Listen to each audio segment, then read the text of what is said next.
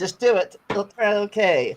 Welcome to our review of every Disney movie era from beginning to now. Let's rock and roll. Now, some of you might know who each other are, and some of my audience might not know who you guys are too. So let's introduce yourselves, starting from the starting from the top right, top left.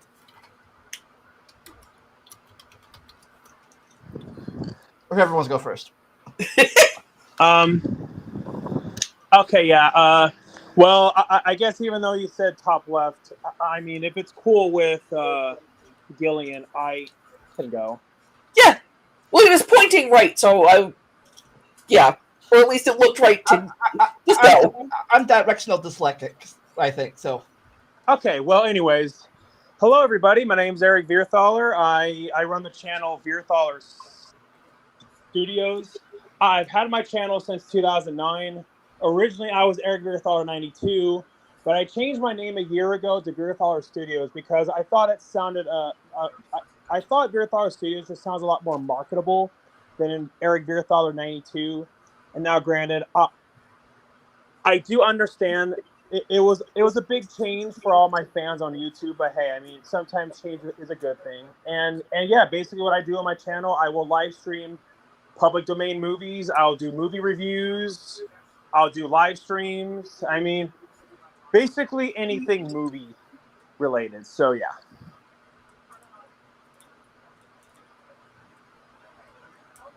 So yeah, whoever wants to go next. I'll go. I'm Jillian. I've been on this channel a few times. I am, as of last Friday, officially a writer for Media Magpies. Our site isn't up, but our Patreon is, and we're using the Patreon as a holding for now, where I also write about movie-related stuff. Today, before the podcast, I got my Friday Disney Byways article written, so goes live to the general public on Friday, but subscribers at $5 and up get to read my thoughts about Captain EO 2 days in advance, which I'm sure everyone is just dying to do. But Nick, you want to introduce yourself? Well, I've been on this channel plenty before. I'm not as active on YouTube as I used to be, but I do movie reviews with a group of friends of mine, and I just chat with them about stuff. And recently I did a binge of like all the mainline Disney movies, well, with one exception that I might talk about later. That's awesome. So that's why all three of you are different points of view here. Like Nick just said, he dispensed a whole bunch of Disney movies, so it's fresh in his mind. Eric is a future or current future movie producer, director, and a star in the Actors Guild. So there, and 2 weeks ago, Jillian actually she reviewed Disney articles and articles about Disney, and plus 2 weeks ago, me and her did a thing about the production code. Don't know if that affects these Disney movies that we're going to be reviewing, but I don't know. How much the code really influenced Disney?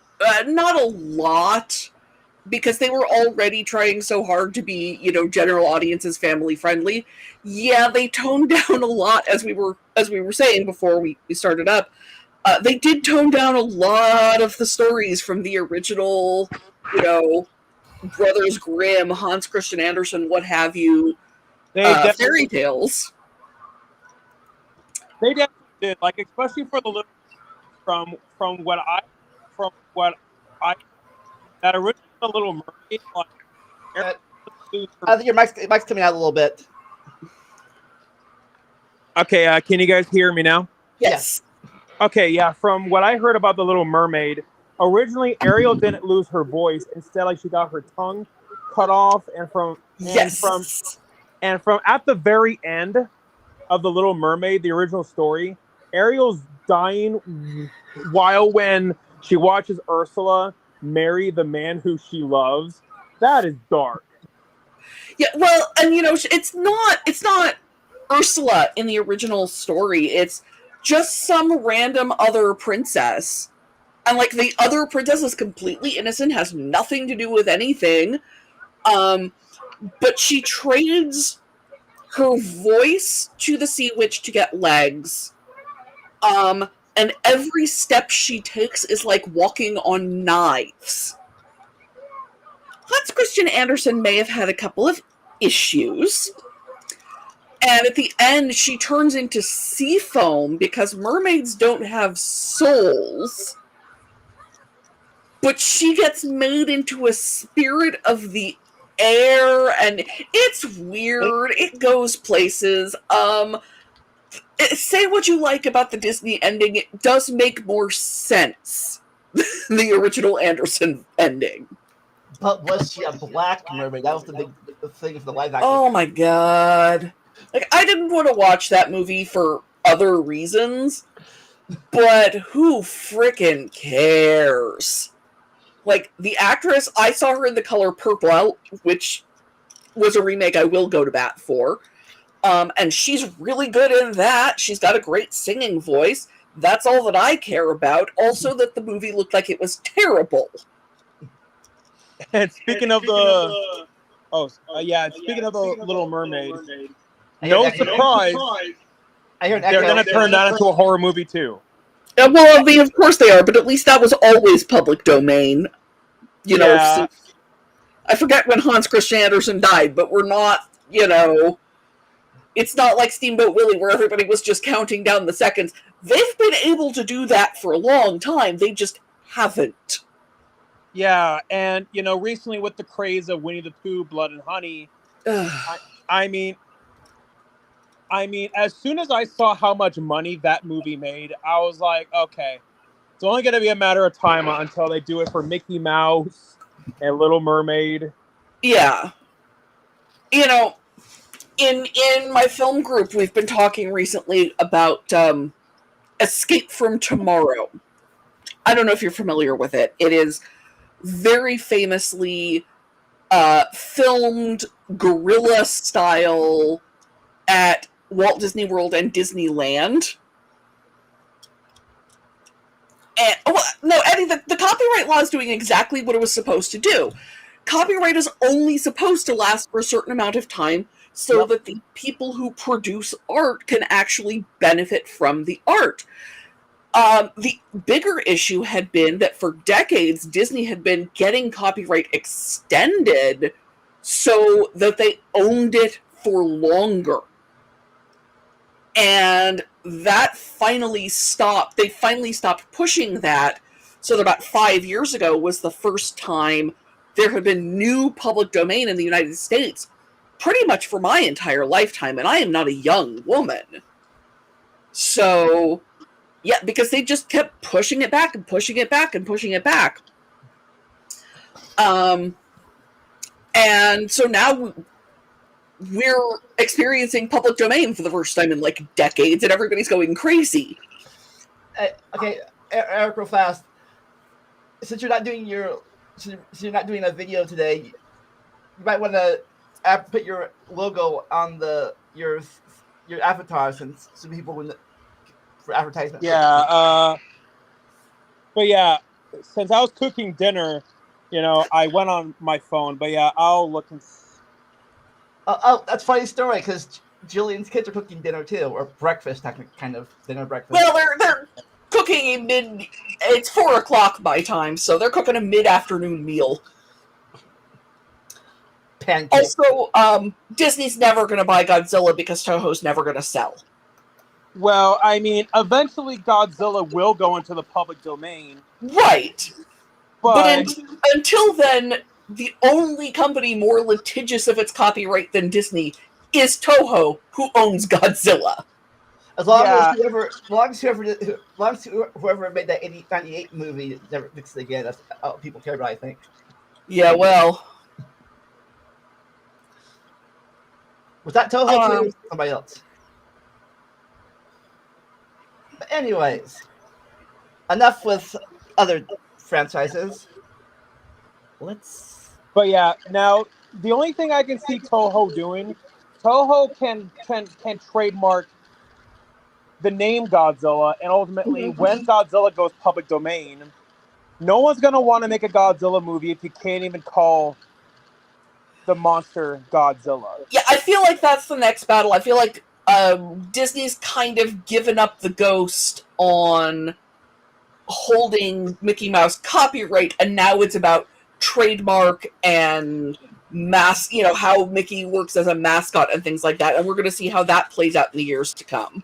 Well, right now Disney has so many sparkles in the court. They have Pixar, Star Wars, Marvel, and ESPN, plus others. ABC. What? Anyways. Okay, I think I figured out how to change my avatar. Yep, here we go. But yeah, and I mean, what a time to be alive! Like to see Mickey Mouse go public domain and Winnie the Pooh and Yeah. Well, and technically, the Disney version of Winnie the Pooh is still copyright. yes, it is. It's the original Milne and those original illustrations. You know, if your Winnie the Pooh has a red shirt on, that's copyright violation. But yeah, and now for the horror movie they made, he is still wearing a red shirt, but it's just not the same kind of shirt. Like instead, like it's like a red flannel lumberjack. Yeah, enough to call it to mind without. Yeah. So I doubt we're gonna get any animated Winnie the Pooh serial killer movies anytime soon. Well, there 'Cause actually was one on Tubi. Yeah, there was one on Tubi. I watched part of it. Oh my god, it was cringe. Honestly, it wouldn't be bad to see one in the style of the original book illustrations instead of the Disney style. But that's a lot of work, and nobody's going to do it. Alright, let's get started with the very first era, what people call the Golden Era, from 37 to 42.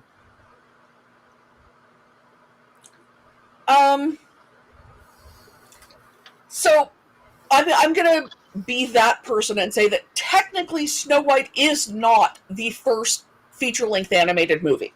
Okay. Not Oh, even it's not? close. No. I can't remember her name. Lottie Reichner, I want to say. The Adventures of Prince Ahmed. It is a German movie in paper cut style, and it is gorgeous. Also, that's not even the oldest surviving animated movie. Well, actually, it's not even the oldest animated movie. It's just simply the oldest surviving one. Yeah. Oh. There's, I think, Okay. a Brazilian one that predates, that is a lost film. And the history of lost silent films is just heartbreaking. The silver of the actual medium was considered more valuable than the films themselves. But this was the first Disney animated movie, right? This was the first Disney feature. Okay. You know, the studio had been around for quite some time before then, you know, Steamboat Willie, etc. But starting in the early 30s, if you watch the Silly Symphonies, you can see a lot of testing of animation style. There's a short called The Goddess of Spring that is very clearly, we're getting used to drawing realistic looking people now. And there's some obvious failings in that they fixed, and that was a test of concept. Like, okay, what did we do wrong in this that we need to do right when we do Snow White? And if Snow White had failed, it would have bankrupted the studio, and we never would have heard the name Disney anymore. Yeah. It would have gone the way of Fleischer. I mean, what I will say about Snow White is it's a very groundbreaking movie. There was nothing like it at the time. Oh yeah. Though I will say, like, the actual movie's content itself, like, you could tell, like, it was, like, the basis for, like, the generic fairy tale movie that they would make. Like, it doesn't have, like, quite nearly the depth that, like, later Disney flicks would have. Yeah. It's not my favorite. It's not bad, but it's not something I'll watch just for the sake of. No, it was a long time before I realized, people realized that Snow White was 14 years old. Yeah, it's never said in the movie. Like, Well, I don't know who decided that that was true. It's never said in the movie how old she is.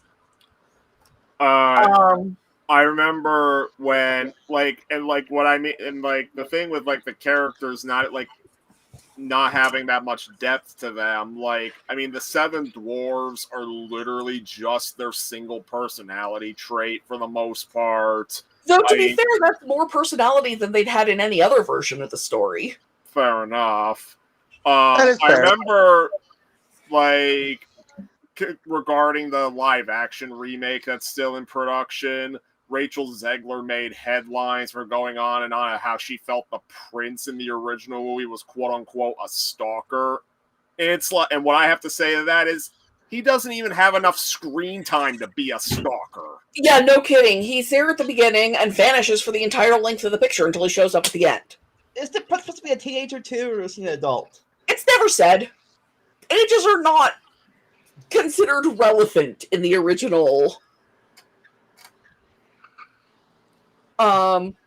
Interesting bit of animation trivia I discovered. I recently wrote up Adriana Casalotti, who was the voice of Snow White, the original voice, and boy, Walt did a number on her career. She basically was blackballed from every studio because Walt didn't want her actually performing for other people.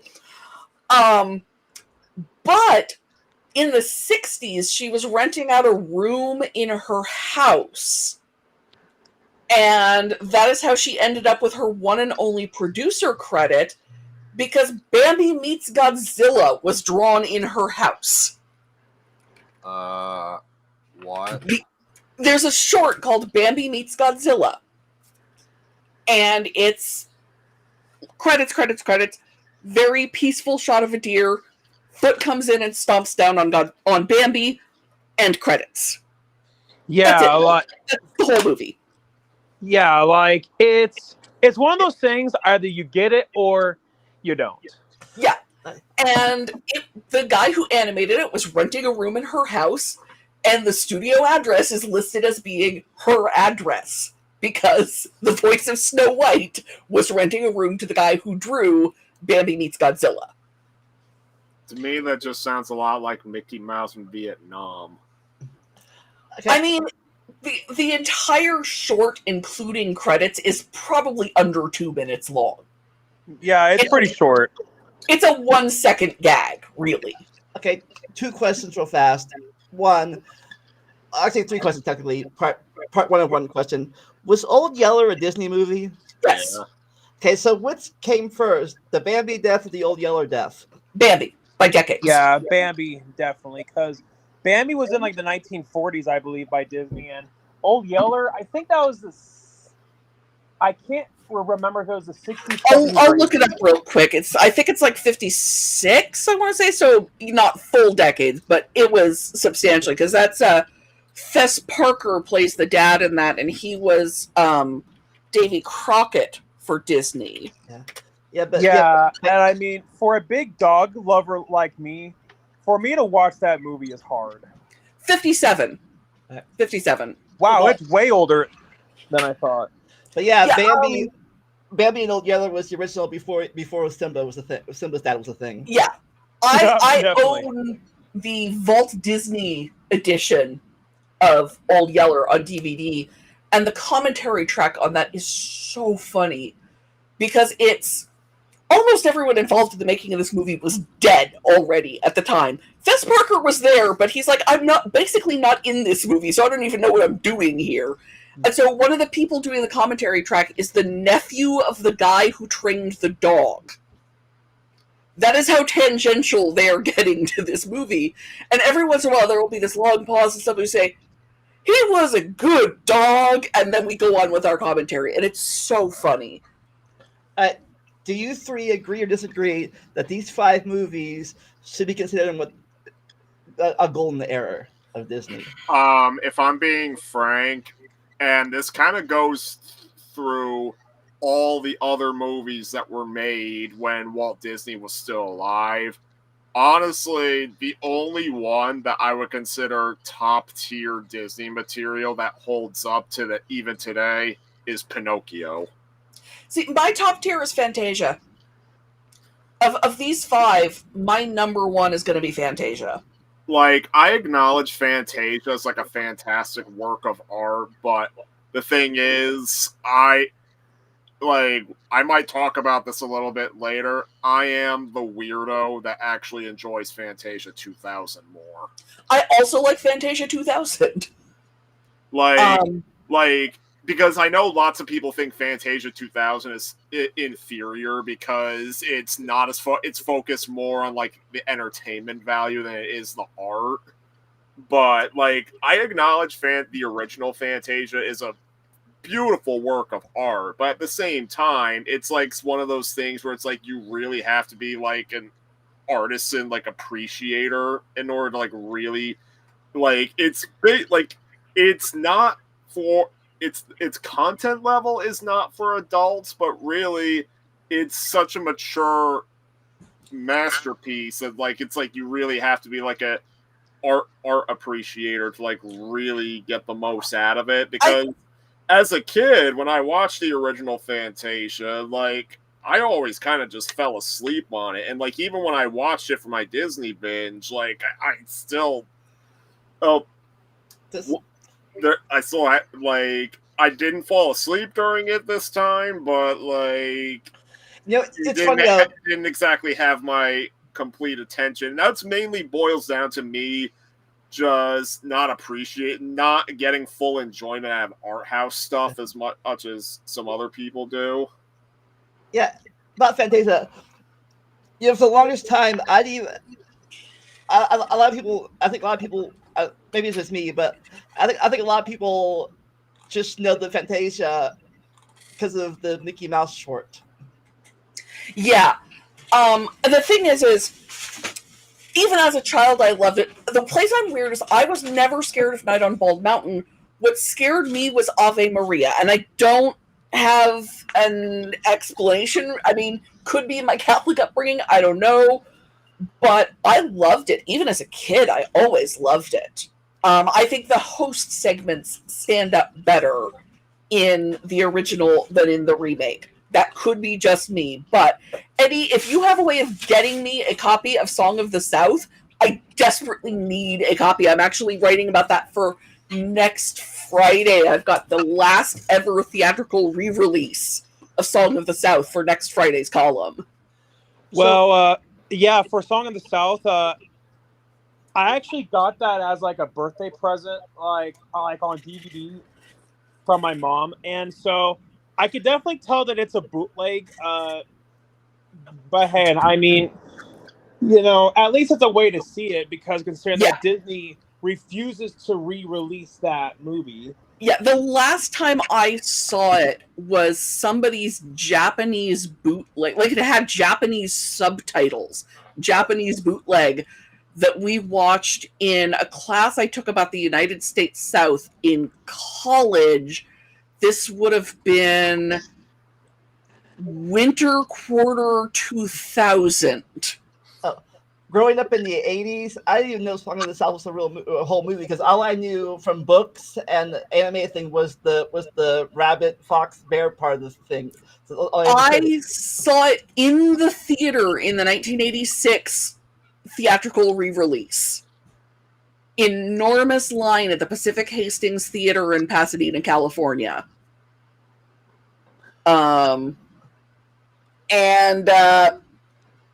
There are parts of it that have aged very poorly. I would like to point out it is not about happy slaves. It's set after the war. It's about happy sharecroppers. Which is kind of better, almost. But I have a lot to say about that movie. Yes, it's terrible racial politics, and yes, it frankly drags. But by canceling it completely, we also lose great performances from two black actors, and I have feelings about the complicated nature of how that goes. Okay, real fast, Eric. We've heard from Nick and Jillian. What's your opinion on these five movies and their golden age status? Well, I haven't seen them in a really, really long time, and there was no way I was going to have time to watch all these and a lot of the other movies we'll talk about. So, but yeah, I mean, all of them were very revolutionary, because if it wasn't for any of these movies, Disney wouldn't be where it's at today. And yeah, and even the makers of The Lion King, which is my favorite animated movie, one of my favorite movies of all time, they even said that they even drew inspiration like from Bambi. And so, you know, and so and that right there goes to show like that what happens in the past absolutely can carry on into the future as well. Yeah, so I think of all these five movies, I think what people consider the most controversial today would probably be a Dumbo one, I think. Yeah, definitely. Can I say one thing about Dumbo? Yeah. That's one of the weakest Disney movies for me. Like, I'm just saying, like, I don't get why some people look back on it fun. Like, I legit do not understand why people look back on it. I can answer that real easily, because it's the one that we saw the most often as kids. Well, I didn't see that all that often as a kid, so I don't. Well, that's why a lot of other people did, though. Because I get that, but I finally, like, when I was shown Dumbo as a kid, except I always fell asleep on it like a half hour in, and then when I finally watched the whole thing, it's like, yeah, some parts of it work, but it's one of the most dirt simple movies Disney has ever put out. And it absolutely is. In canon. Like, I can sum up the movie like this. Baby, and I'm saying this word for word from my review of it. Baby elephant becomes sad, but then learns to fly and is not sad anymore. The end. So, here's the thing. Many years ago, my younger sister objected to seeing the movie Billy Elliot because she had heard that it was predictable. And my response to that was, well, of course it's predictable. It's a dance movie. They all have the same plot. Person wants to dance, person is prevented from dancing, person triumphs and dances. And that's basically Dumbo. It's not dancing, but it's the same basic plot. It's 64 minutes long. It's the reason we saw it so often, incidentally. One of the shortest Disney movies, too. And, like, the thing is, movies with that dirt simple plot usually save themselves by having, like, memorable characters and all that. And Dumbo don't got memorable characters. I'm just saying that. I will say that the thing that I will go to bat for Dumbo, there are three things I will go to bat for. Number one, having a non-verbal character who conveys as much emotion as Dumbo does is a triumph of the animators. Okay. Non-verbal is hard, and I think they do it very well. Number two, Baby Mine. Okay. That's one of the things I will give it. If you do not weep at Baby Mine, you are made of stone. And number three, the Roustabout song. And that is a controversial take on my part, because there are a lot of people who do not, because they hear the lyrics, we're happy, healthy roustabouts. And they're like, what the hell? It's a sarcastic song. Those guys are not happy and healthy. They're doing a job that sucks that nobody cares about in the middle of the night, and it's pouring rain, and they hate it. And the fact that people think of it as happy and cheerful means they have not watched that clip. It's a much...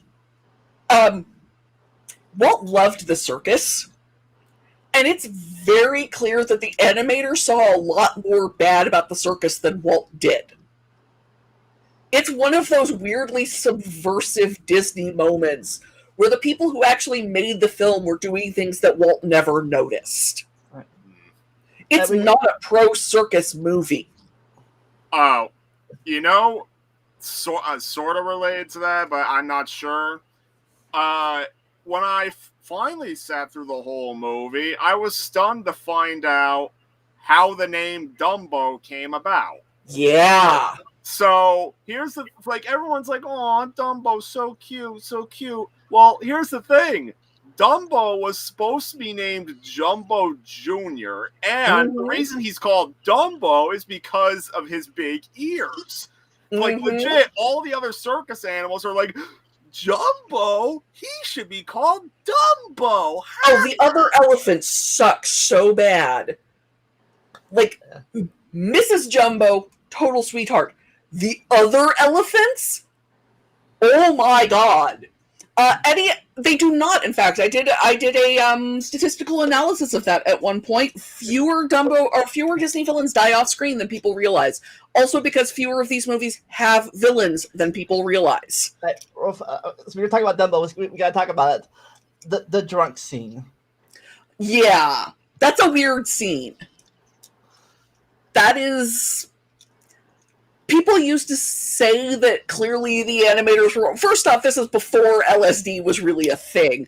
But even leaving that aside, they were like, yeah, we were on, like, Excedrin and Phenamint, I believe is what it was, which is headache cures and antacids. They worked really hard. They didn't have time to go off and get drunk and envision things. Well... I didn't really get to say much of why I thought Pinocchio was like the great masterpiece, and like I just remember seeing like this documentary that talked about like like so many animation techniques were invented with Pinocchio, like some of which like there was this one scene where like Geppetto's like out looking for Pinocchio in the rain, and then you see Stromboli's wagon go by. Apparently, that was just a live action shot that I guess they traced over to try and like make it match the animation because they weren't really sure how to do it at the time. Rotoscope, yeah. Yeah, and yeah, like on top of that, like it just felt like it was like how they nailed like the kind of Disney formula where like they have like the story has good morals to it. They made the characters super memorable. Like I kind of like, let's see, obviously you've got Pinocchio, and then Jiminy Cricket became like sort of like Disney's makeshift mascot outside of Mickey for a little while. Then so I mean, Stromboli is a character I kind of meme on Twitter quite a bit, just because, especially with some of modern Disney's actions, I kind of just joke that, oh, Stromboli secretly owns the company now. Yeah, for real. Then, of course, everybody goes on about how the Coachman is easily one of the most vile villains to be featured in these movies, especially since he's one of the few who actually gets away with it.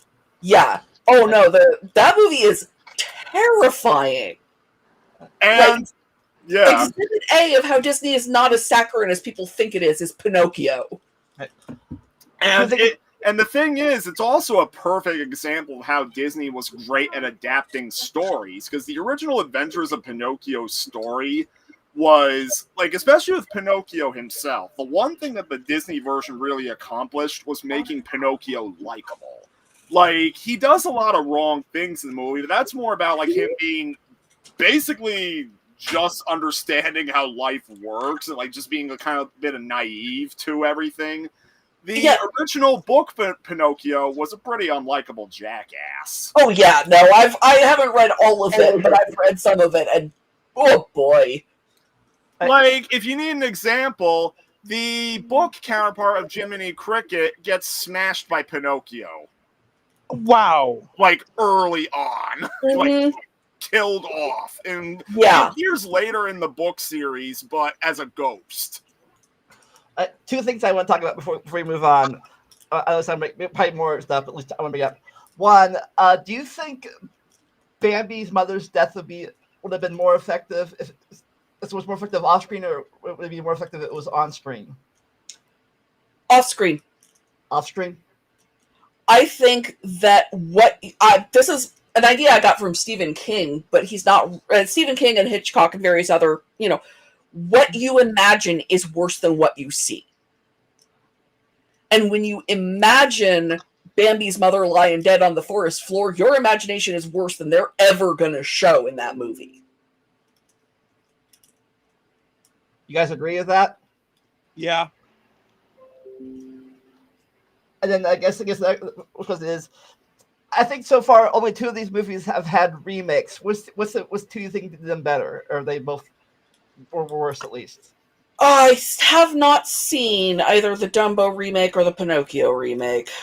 Yep, and I haven't seen those either, and I heard they're doing a Snow White remake. I thought I heard rumors of a Bambi remake, and honestly, I'm surprised they haven't announced a Fantasia one. I'm really surprised. I mean, Fantasia one would at least be more in keeping with Walt's vision. Walt originally wanted Fantasia to be an ongoing thing where it was never like a Fantasia 2000, basically. I believe it was Sarah Polley was announced as directing the Bambi remake, and I guess that's not happening. And I hope that means that Sarah Polley is going to go do better things. Right. Anything you guys want to say about these movies before we move on? These 5 movies. Yeah, I think it's time that we do move on. Yeah. All right. Here's the next error is an error that I did not that I don't know of. This is called the wartime error, Also known as the package films. So this is when the studio was really freaking broke. So not only were they broke, the thing is, World War II was going on at the time, and they really didn't have like the fun. Like they were not only did they not really have like the funds to do like a full feature, their attention was often getting pulled away to do propaganda pieces for World War II. And a lot of the animators had been drafted, and yeah, like the fact that the studio survived. There are about 5 or 6 times in studio history where it's like, and then somehow they survived, and World War II is one of those. And the thing is, speaking of World War II, here's some interesting trivia for you that was probably not mentioned the last era. Freaking Hitler himself considered Snow White his favorite movie. Yeah. Now, I heard about that, and I also even heard that Hitler even said like that the original King Kong is even like was one of his favorite movies. Like he used Snow White as an example. Like back when he was pretending to be nice to like the Americans and everything, he was like, "Oh, Snow White's why I like America." And then obviously they didn't buy that when World War II started. So. Yeah. The thing that I will say is that Walt's legacy as an anti-Semite is greatly exaggerated. I'm not saying he wasn't one. I'm saying, why are we picking on Walt when Henry Ford was standing right there? Also, here's another person involved with Disney who was much more of an anti-Semite, and that would be the actor who voiced Geppetto in the original. Oh God, yes. Oh, and the thing is, he was known for praising like Nazi Germany. Like he was also very anti-Semitic, but the animators did have their fun with him. Like, so when they were filming like the final escape, like when like Geppetto and Pinocchio are trying to escape from Monstro, they had Geppetto's voice actor do like live action reference work for like when they're on the raft trying to row away from Monstro. And so they had him like on it like a raft, like pretending to row, so that they knew what to trace over for like the animation. They made sure they were absolutely as rough as possible with like the fake waves and everything. Oh yeah, well I mean he would interrupt recording by yelling pro-Nazi propaganda at people. He was standing right there, and people are picking on Walt, who was as anti-Semitic as the average man of his time. They made the animators and like the production staff of Pinocchio seem to really make him suffer for it, rightfully so. Yeah. Well, I think, like Fantasia, a lot of these movies are known for one part of the movie and not the rest of them. Like San Francisco, I think that's the Giant of Beanstalk movie. Yeah, that's Mickey and the Beanstalk. And then Melody Time would be the Pesco Bill thing, or Pickup Bill. Pickup Bill, and then the headless horseman and the Mr. Toad and Ichabod. It's interesting is Ichabod and Mr. Toad, I think, is the only one of these where the legacy is equal for both parts. Yeah. It's just that people don't realize they're the same movie. So when I was watching these for my Disney binge, like really, these are like the big notes I could come up with. So Saludos Amigos plays more like a documentary. Oh yeah. Like basically what happened was Walt Disney and his crew were sent down to South America. Like basically it was all a stunt to get like some South American countries on the US's side during the war. Yeah, absolutely. So they sent Disney and his crew down there to basically scout out like different parts of South American culture and basically to get ideas for like new cartoons to make. And the cartoons they make are like basically part of the movie, but really it's just a documentary of them exploring South America. Yeah, there's a documentary called Walt and El Grupo, which is about the same trip. It's just, not from Walt's personal perspective. Yeah, and the Three Caballeros was basically an extension of that act. Mm-hmm. I did like, real fast, I did like how the new DuckTales cartoon did call back the Three Caballeros. Yes. Well, the other two characters are much, much more popular in their theoretical countries of origin than they are in the United States. Like, Jose is very popular in Brazil, and then Panchito, I think, is very popular in Mexico. Yeah. So, well, that's their characters' countries of origin. Yeah, exactly. So Make My Music is basically a sort of follow-up to Fantasia. Like, it's a similar idea, but it's more focused on, like, telling stories, I notice. And the thing with Make My Music is it's the only mainline Disney movie you can't really find in an official capacity now. Do you know why? From what little I could find out, it was because of the first short, where like it's like these families that have like a feud with each other, like in the 1800s. Basically, they get into a massive gun battle with each other, and Disney just thought that was a little too much nowadays. Also, another one of the shorts features a naked girl getting in the shower. Well, yeah, but no, it's a wacky retelling of the Hatfields and the McCoys. For those who are familiar with that bit of American history, set to music, and it all ends happily when the last surviving member of each family get married, and the wife beats the crap out of the husband. Really, the most notable thing I could say about Make My Music is the final short, which was the one with like Willie the Whale. Oh God, yeah. The only reason that one's notable is that the entire thing is sung by a single guy putting on multiple voices. Yeah, Nelson Eddy. Yeah. I happen to be a big fan of All the Cats Join In, which is the one with the girl in the shower, actually. You never see anything particularly, just a silhouette. You don't, but like it's still they didn't like that. So they didn't care at all. And it's a Benny Goodman song. I love that short. But my feeling is Disney can't decide to. The DVD release cuts off the first short. And I think Disney can't decide whether to release it in that form or the original form on Disney Plus, and has just chosen not to either way. Yeah, like I found it in its unaltered form in an unofficial Daily Motion upload. Like that's how I watched it for my thing. That's how I watched it for my column when I wrote about it. Yeah, and like I thought like the only way to get the DVD and the Blu-ray I think was through the Disney Movie Club, which no longer exists. Yeah. So you can get them used sometimes. But they probably are going to fetch a higher price now. Yeah. So, but yeah, then when I watched Fun and Fancy Free, I'm just going to say the first half of the movie, I wanted to shut the damn thing off. No, the first half the first half is not. Yeah, the Bongo the Bear segments. Oh my God. I was bored throughout most of it. And on top of that, I could see it having lots, like, Disney thought the segment from the start of Make My Music was bad. The big thing with friggin' Bongo the Bear is that the bears express love by beating the shit out of each other. Yeah, bears show love by slapping in Bongo, and okay.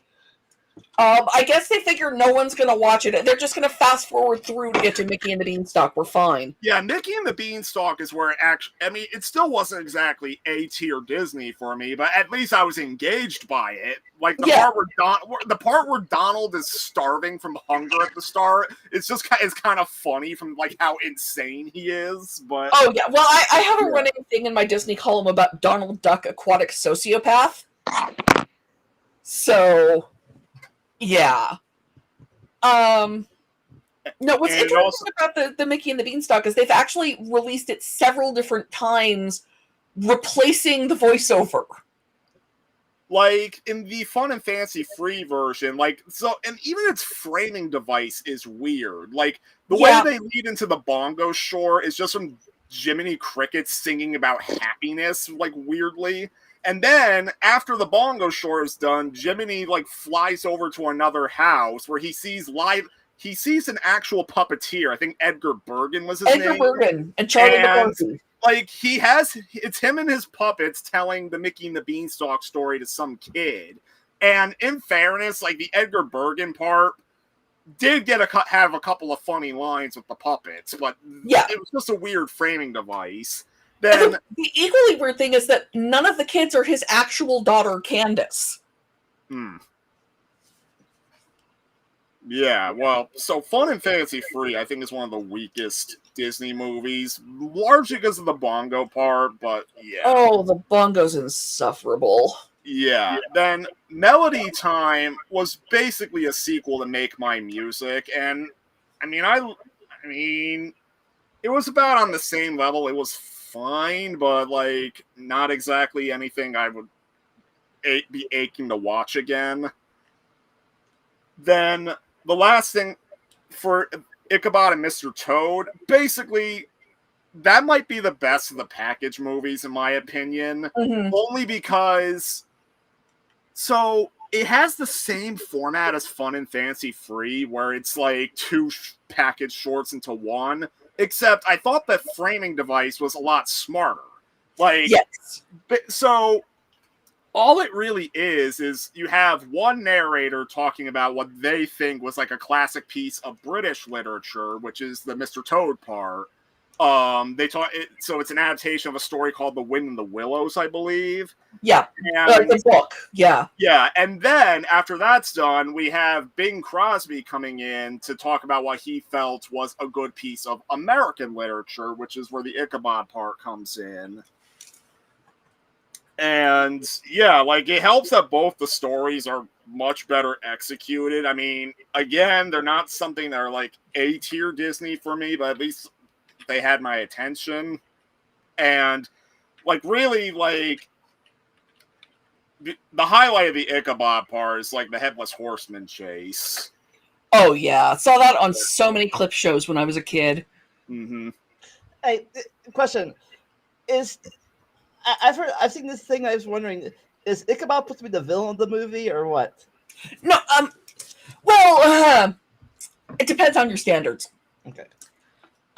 Ichabod is, the guy on the horse in the poster. That's Ichabod Crane. And he is mercenary as hell, honestly. He wants to marry a rich woman. That is his goal. He's very, she's pretty and he's happy about that, but he's there to marry the rich girl. And then, the story of the Headless Horseman gets told to him by the guy who was originally courting the girl, who seems to actually love her. So arguably, yeah, Ichabod is the villain of that piece, and he gets his comeuppance. I'd note that the narrator for the Mr. Toad part is Basil Rathbone. Yeah, I had forgotten his name. It's funny. He did Sherlock Holmes for many years. Yeah, and and Basil Rathbone also did Son of Frankenstein, like with Boris Karloff. Yeah, So would Ichabod be like the equivalent to Gaston Beauty and the Beast? in some ways, yeah. Except this one, I think we're supposed to side with him, and it's just as an adult that I was like, wait a minute! He is in fact terrible. Hot take, Ichabod Crane is the worst. I'm a stauncher defender of the package films than most people. I think all of them have at least, I mean, obviously with some of them it's you have one or two that's good, but all of them have at least one good segment, and I think most of them have at least one great segment. But by definition, they are uneven. But any of these movies are probably not going to get a real life remake. I don't think probably. Oh, of course they are. I mean, it would be really hard to do a live action. I mean, they have done Sleepy Hollow, obviously, but it would be hard to do a live action remake of any of these because most of these, the segments are 5 or 10 minutes long. You know, like, how do you do a feature length, Johnny Fedora and Alice Blue Bonnet, which is an Andrew Sisters song about two hats. Yeah. That's, again, like 5 or 10 minutes long. You can't make that into a feature. There's, God help me, they might try, but it's really hard to do, which is why the closest we've really gotten to remake from these from Disney is putting the other two Caballeros in things. Yeah, well, I mean, to be fair, people said the same thing like about Dr. Seuss, so like with like his stories, like at all of like the short films. And the short films are good. It's the live action ones that I think people were right, and they shouldn't have made those. And I do get where they're coming from the artistic viewpoint, but just from the business viewpoint, like it has the name value. So yeah. I know Eric hasn't seen most of these yet, but for the other two, which of these 6 movies stands out the best in your opinion of this era? Well, I haven't seen those movies since I was a kid, so I don't really have much of a memory of them. Ichabod and Mr. Toad. Ichabod and Mr. Toad is the only one that is solid beginning to end. Now, again, it's easier for it because there are only 2 shorts. Simba. But hey, Simba. Huh? Simba. He's just calling out to his dog. Yeah. Make My Music and Melody Time both have a clunker or two. Fun and Fancy Free is half terrible and half meh.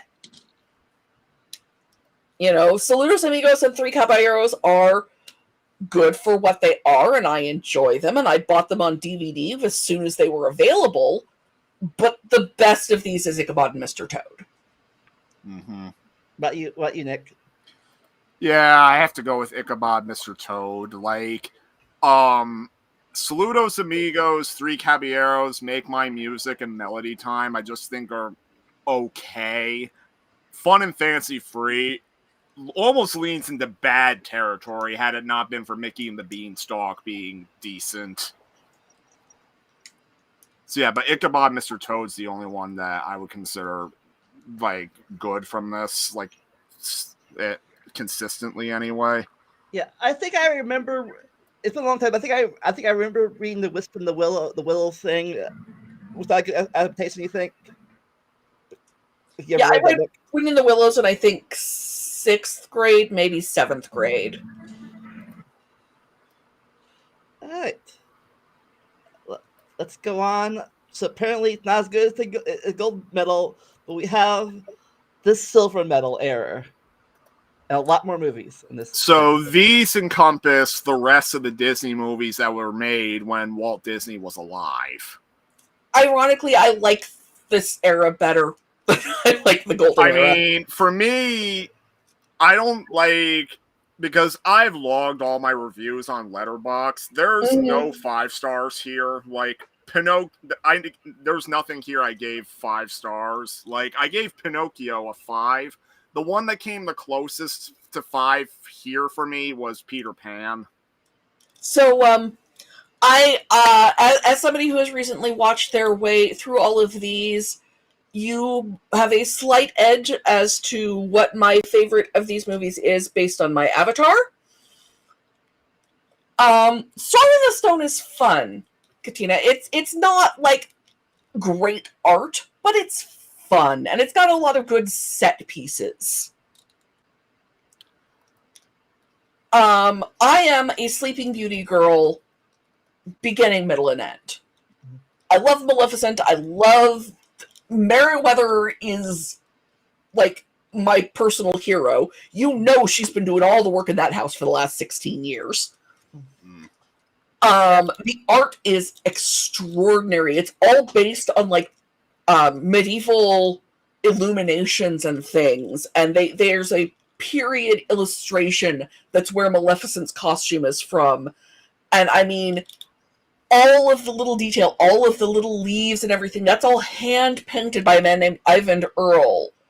Just so much artistry in that movie. And yeah, okay, Briar Rose does not get a lot of lines. This is true. She does spend large amounts of the movie asleep. But and then you have Prince Philip, who...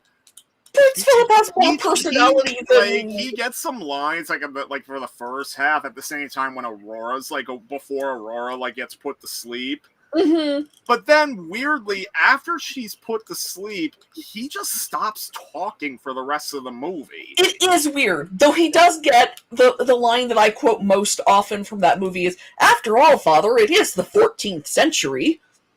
Oh my. Yeah, when he's fast. trying to persuade his father he should be able to marry who he wants to. Yeah. Wow. Real fast. Me and Nick know this because we did this, but I like we played the game that the voice actress of both Alice and Peter Pan established her role in the first Kingdom Hearts game. Alice and Wendy, yeah. She is still... Catherine Beaumont was her name, right? Catherine Beaumont, yeah. Yeah. And she still sounded as good in the 2000s when he did the video game Kingdom Hearts as he did in the original movie. Yeah. Maleficent and the stepmother from Cinderella are the same voice actress. I believe it. Eleanor Audley. And the fairy godmother and Flora are both a woman named Verna Felton. It's the same voice actress. Oh, wow. Now, I might be wrong here, but I think if 101 Dalmatians was the very first Disney remake they ever made in real life. I believe so. Yeah. With I think Glenn Close is... Yeah, Glenn Close is Cruella. Which was I don't know, was actually pretty decent for remake standards. It's weird with 101 Dalmatians for me because I loved that movie as a kid, and when I rewatched it for the binge, I really had trouble trying to figure out why I loved it as a kid because it came off more as mediocre to me. It's cute animals. Kids love cute animals. I guess, and everybody agrees that Cruella de Vil is like one of the highlights of the movie, and the thing is, she's not in it for very long. No, she's really not. Yeah. I think it's... I hate to go back to the quoting Stephen King well, but Dance Macabre has a lot of really good things to say about Disney. But he mentions that, it's not hard for a little kid to picture themselves as being threatened by Cruella because she's threatening to murder children. Mm-hmm. Yeah, they're puppies, but in a movie where the puppies talk, how much of a distinction is that really? So that is terrifying to a small... Can be terrifying to a small child. Cinderella, I'm so on. It's fine. It's, Peter Pan is got some parts that have aged poorly, but other than that, I like it. Sleeping Beauty is my jam. Well, the thing with Peter Pan, the reason I consider it my favorite from this era is just because I thought it had the most fun characters. Oh, sure. And also, I thought it was rather mature with its message that all kids have to grow up eventually. Yeah. But there's nothing wrong with, like, cherishing, like, their childhood memories and whatnot. Like, I just remember, like, when I was a kid and I saw, like, the opening scenes where, like, the kids are, like, pretending, or playing pretend, and then the dad gets mad at them, brings the dog outside. When I was a kid, I just thought he was an asshole who wanted to be mean to them for no reason. And then I rewatch it just a few months ago, and he only wants what's best for them. Like, he just thinks that them being childish is not something that can last. It's funny as you look back to a kid and an adult, the movie's like, wow. Like, it's like when you're an adult, you get it better. Yeah. You know, I still think they're parentifying Wendy, but that's a whole other, like, just hire a human nanny. It's not that complicated, you know? Mm-hmm. Also, speaking of remakes real fast, I was going to say, of all the remakes of this era, I think the Sleeping Beauty one was the most unlike the original of all of them. I have not seen the Maleficent movies because I know they just make me angry. Actually, in my opinion, at least, it's one of the better remakes. I have friends who are familiar with my tastes who were like, "No, you'd hate it. I liked it. You'd hate it." Like, I guess you could say with, like, the Maleficent movies and even like the Tim Burton Alice in Wonderland movies, is at least they tried to do something different instead of just redoing the original animated movies. Yeah. And you know, part of the reason they are just redoing the original animated is you don't have to pay screenwriters if you take the script of the animated movies, because the screenwriters of these movies, I mean, not always really had screenplays in the way we traditionally think of them, but that's why screenwriters for animated movies were not covered by the Writers Guild of America, which means they aren't entitled to residuals. Is that still true now, or is that only true back then? I cannot remember if that's one of the things that I think that got fixed in the strike, the most recent strike. But if you remember the last big Writers Guild strike, that was one of the things they were trying to fix, and they did not fix it with that one. 2008 one? Yeah. They were trying to get writers for animated movies and reality TV into the guild, and that was one of the things they didn't get in that strike. And I think that's one of the reasons they held off on the strike for as long as they did this time, was they were going to get more of their demands this time.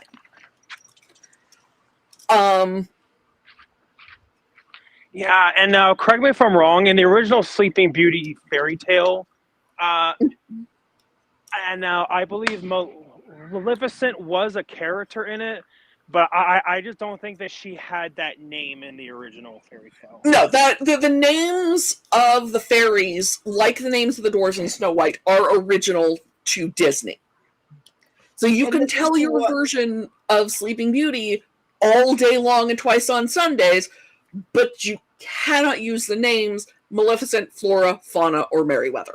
Those are owned by Disney. In the Disney movie, I forget, it's been a while since I've seen it. Was that the one with the 100 years sleeping? 100 Years is original fairy tale. Okay. Yeah. They actually kind of play on that because Maleficent decides she's going to go for Maleficent's original plan after she'd calmed down was to release Prince Philip after 100 years and send him to go wake his true love with a kiss in 100 years. Which is one of the reasons she is the greatest. Because she's like, okay, I'm better now. But you know what would be funny? And then, you know, she gets killed with the Sword of Truth and let evil die that good endure and so forth.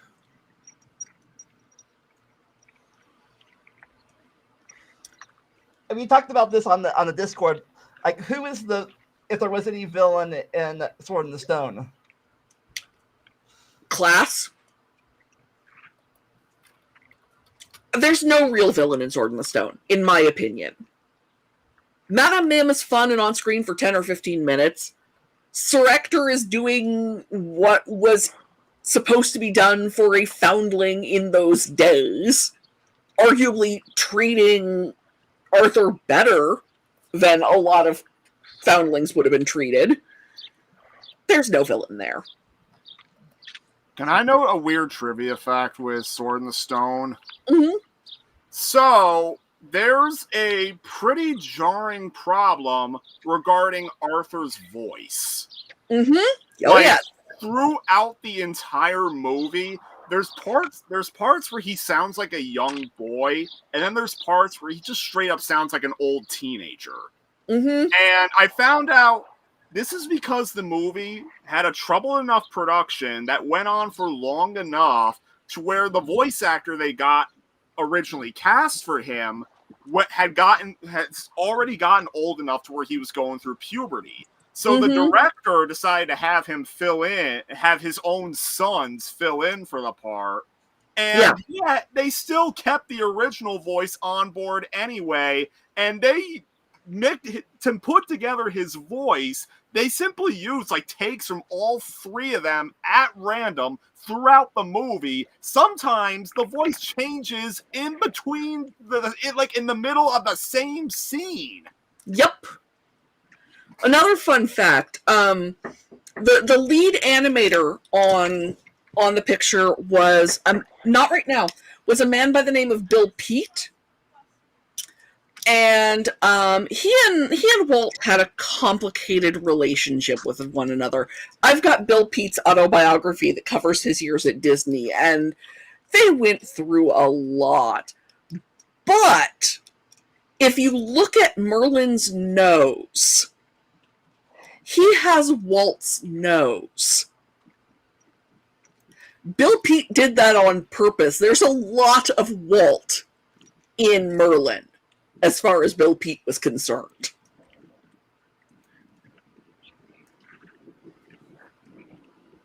So you guys, what do you guys think? Do you think this deserves a silver medal era? I'd say probably, because of these, Peter Pan is like the only one that I could see myself revisiting again and again. Like Sleeping Beauty, Sword in the Stone, let's see. Alice in Wonderland Alice in Wonderland I understand it's the point, but it was perhaps a bit too random and disjointed for its own good. It's almost impossible to do an adaptation of that book. Yeah. I don't know if you've read the book. No. The animated movie is logical and straightforward compared to the book. Which is also scenes from both Alice in Wonderland and Through the Looking Glass. Yeah. So Cinderella, Cinderella I thought was okay. Sleeping Beauty I thought the same. Sword in the Stone was fine. Jungle Book I thought was also fine. And then 101 Dalmatians and Lady the Tramp I just thought were mediocre. Yeah, so we mentioned Jungle Book. I'm just out of curiosity. There also was like the Andy Serkis Jungle Book movie that came out a few years ago, which is way more faithful to the book. Have any of you ever seen that one? No. Yeah. No. You mean directed by Andy? Directed by Andy Serkis? No, because I've just completely blanked on his name. Jon Favreau. That one I've seen. Well, so this is the confusing part. So there actually were two live-action Jungle Book movies that came out right around the same time. The one that you're talking about, is the remake of the Disney version, and the live-action Disney one was directed by Jon Favreau, but I actually was referring to the other. Yeah, and I have not seen that one. I did, and the CGI is not as good, considering that it didn't have as big of a budget, and considering that the movie studio who put it out at that time, they had the gut feeling that there was no way that they could compete with the Disney version, and so that's why instead of going to theaters, and then went to Netflix instead. And yeah, it's pretty dark. Yeah, And well, I mean, Kipling's gonna kipple. yeah, and I mean, we often think of Baloo the bear as being like the big bumbling idiot, Phil like he Harris, is. yeah. But in the other live action movie and in the book, like he is much more of like a drill sergeant, and rather than Mowgli meeting him halfway through, Baloo actually was there like the entire time. Yeah. Kipling yeah. Kipling has aged poorly, kids. About this isn't on the subject of Jungle Book, but there's about one other thing I could say about the Silver Era. It's the only era of Disney movies where I can confidently say that they had direct-to-video sequels that were actually better than the originals for me.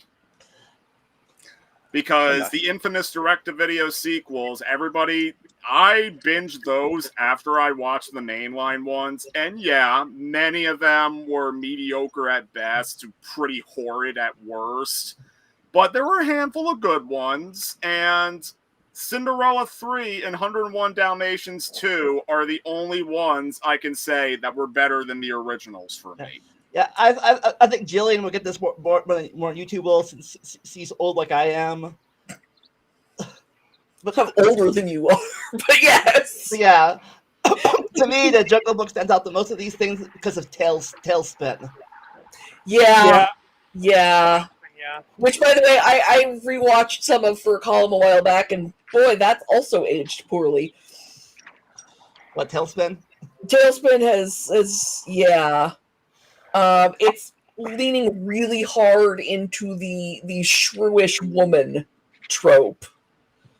Yeah, I haven't watched Tailspin ever since I was a kid, and one of the things that I noticed with the original Jungle Book from Walt Disney, I noticed that they actually recycled some animation like from Winnie the Pooh in it. But the crazy thing is that never once did I ever notice, and I never noticed until somebody pointed it out to me. And it's like, look, I get it. Disney did that like to cut down on costs, since that doing animation is costly in the first place. Oh yeah. But I mean, but just to imagine that nobody ever even noticed, nobody ever said anything about it until like decades after. Yeah. There's a technique called xerography, which is instead of the classic ink and paint department and people tracing over, you just photocopy the cells. And that really took off for 101 Dalmatians because it was easier to do that than to hand paint every single individual spot. I read a calculation once of how many spots there are in that movie. I don't remember exactly, but as I recall, it is well over 15 million spots. Yeah, as for Peter Pan, I remember the Fox Peter Pan the Pirates with what's his name as the Captain Hook more than I do the Disney movie. Yeah. No, and Peter Pan has the What Makes the Red Man Red, which has not aged well. Also with the Siamese Lady and Tramp song. Yeah, which Lady and the Tramp was my dad's favorite Disney movie, and my dad died when I was 6, kids, and so that means that Lady and the 41 years ago now. But it means that Lady and the Tramp has a deep and personal place in my heart for a movie I don't actually like very much. Mostly I'm more of a cat person than a dog person, I'm sure. But it is easily my least favorite of the Silver Era movies, and I only really like it because Dad liked it. I think people remember that as the Catwalk thing and the Spaghetti Kiss. Yeah. Cinderella's fine. Peter Pan I like. Sleeping Beauty's my jam. Sword in the Stone I will rewatch because I'm bored. Simba. Alice in Wonderland. You can't get a straightforward adaptation of Alice in Wonderland because it's not a straightforward book, but I enjoy the adaptation. 101 Dalmatians, again, it's dogs, but I'll watch it, fine. Jungle Book I quite like. The two interesting facts to me of Jungle Book are, number one, it is the last animated movie that Walt personally supervised. Yes, it was. And the animators used to see the moment at the end of Baloo and Bagheera walking off together as kind of their goodbye to Walt. And that's beautiful and sweet and charming. The funny thing to me is that the vultures are supposed to be the Beatles. It is very obvious that the vultures are the Beatles. But they weren't sure the Beatles' music would last enough to make the movie feel timeless, and so they replaced it with the only obvious choice, which is Barbershop Quartet. So, Eric, do you think Simba would prefer Lady and Tramp or 101 Dalmatians more? Well, knowing my dog, since he's a dog, I guess, well, Simba's been neutered, so because of that, Simba will never understand, like romance with a dog. So I guess 101 Dalmatians. Yeah, and people talk about the We're Siamese song aging poorly, which it has. Don't get me wrong. But It has. man, it's aged so much better than the collection of ethnic dogs in the pound. There's a bunch of dogs of different breeds, and every breed is stereotyped like the place the breed is from, and it's a lot. Yeah. So, Nick, anything you have to say, final things that you say about the Silver Era? Well, other than that, this was the last financially successful era up until like the Renaissance. Mm-hmm.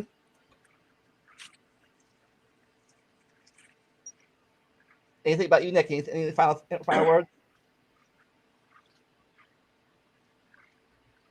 He might be gone. He might be. Let's move on to the third. Apparently, the third place medal, the Bronze Era, with only 4 movies in it. Not really. This is another place where the studio was going broke. They were also focusing on live action a lot more because live action was cheaper and easier. This is also the era that launched 1,000 furries. You find a furry of my generation who doesn't cite the Disney Robin Hood as an awakening. You found a lying furry. Or one who just didn't have access to Disney as a kid. Aristocats has another really awful racist scene. Other than that, it's fine. I like it okay, I guess. I love Robin Hood. I do. Winnie the Pooh has, to my mind, the most interesting framing device of any of the films with a framing device. Because it has the same book as Ichabod and Mr. Toad, but the characters are climbing in and out of it and going in and out of various pictures and interacting with the words and the narrator. I'm not a huge Winnie the Pooh fan. I love the framing of the many adventures of Winnie the Pooh. And I like the rescuers. I don't care what everyone else says.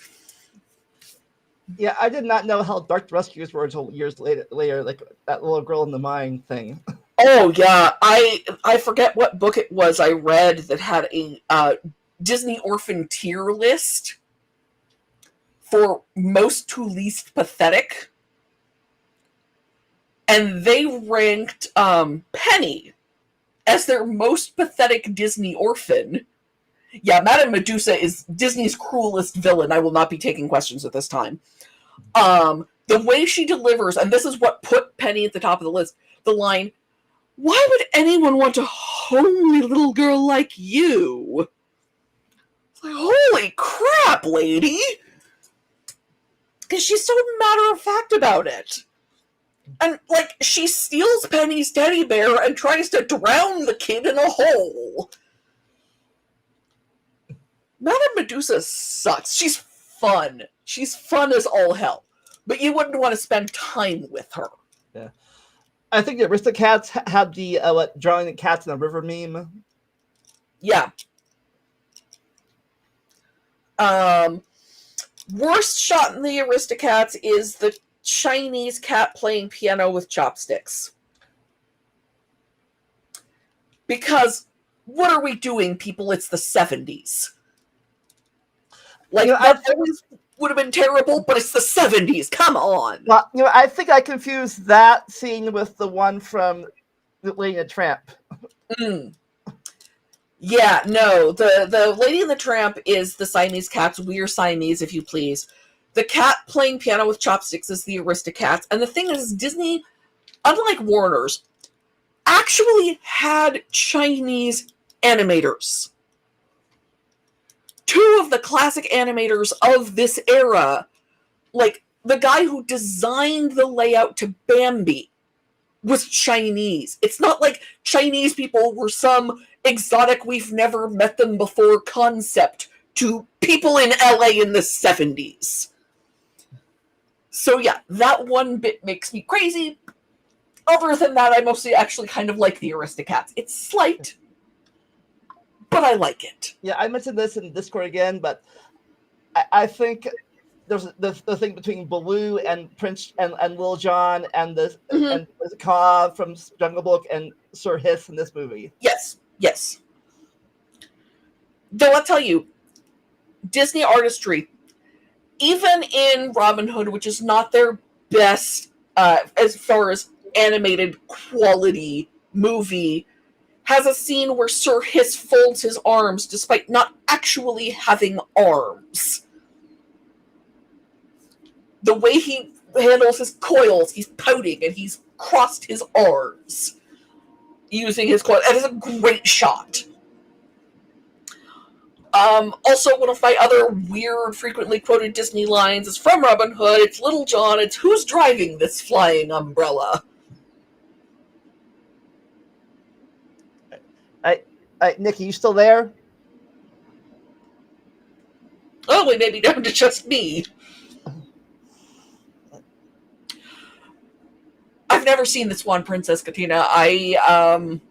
Huge Disney fan, side-eye most other studios that aren't, Ghibli, really. The thing about the Bronze Era, since it is just me, I'm just going to keep talking, okay, is that this is just after Walt died. And the company, not just the studio, though God knows the studio too, but the company was trying to figure out what it was even doing with life. Do we keep going? They were trying to do everything the way Walt would have wanted them to, but Walt was dead and times were changing, and what do they do about that? And I think that's another reason they were so focused on live action in those days, was that Walt had never cared as much about the live action side of things.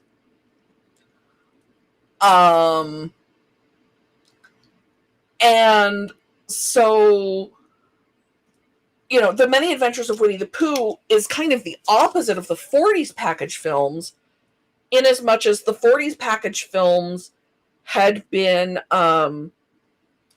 made as a single entity that they would then cut up and use the bits and pieces in other places. Many Adventures of Winnie the Pooh, both of those had been released as shorts before other movies, and then were stuck together as one movie.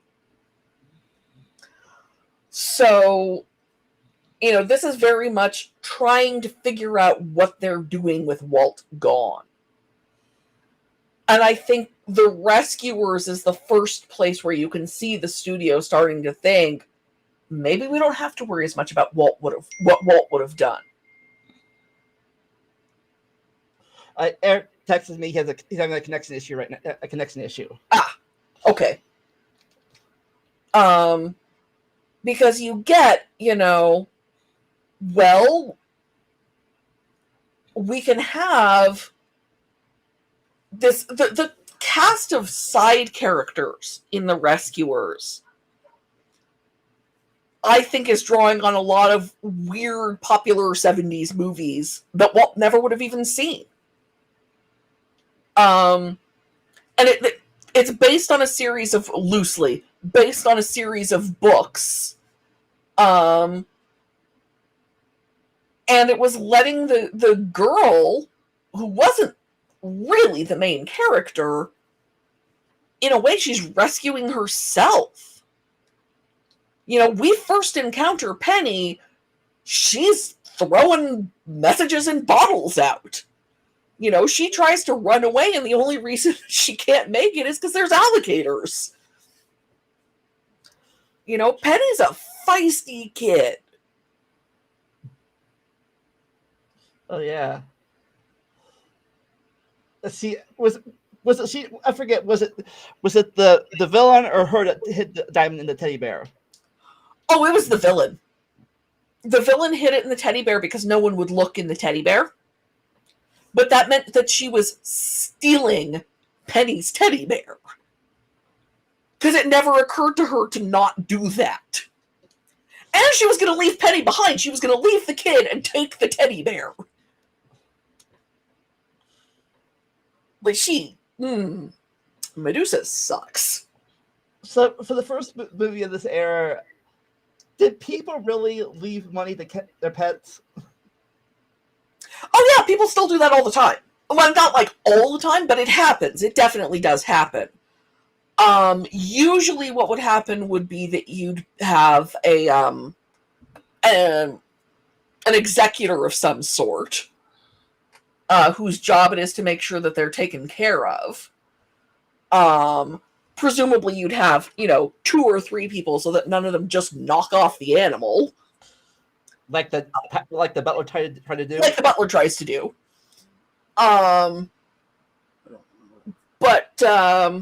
Yeah, no, it's a thing that happens now and again.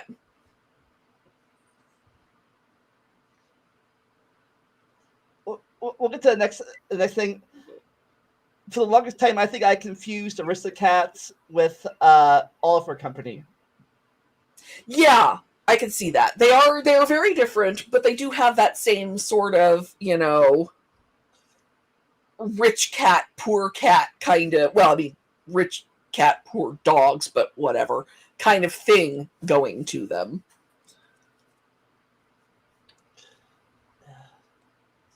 And it's, this is not an era known for the celebrity voices, but we do have an actual Gabor sister as one of the voices in the Aristocats, and a lot of these people weren't, top stars, but they were certainly people that you would have heard of if you were from that era. I think Maurice Chevalier has a minor voice in the Aristocats. I think he's one of the geese? I don't remember. But yeah. Oh no, he sings the song at the beginning because they couldn't get him to come out of retirement further than that. Yeah. I do remember watching the Robin Hood a little bit, but I think I remember the 90s Men in Tights more than I do the Disney movie. Oh yeah, and I'm not. Okay, let's be very clear about this. Mel Brooks, the man, is a mensch, and I adore him. Most of his movies, I'm not a huge fan. I think he's got to me personally, he's got a much better track record as a producer than he has as an actual filmmaker Ironically, the only movie of his I really like is The Producers.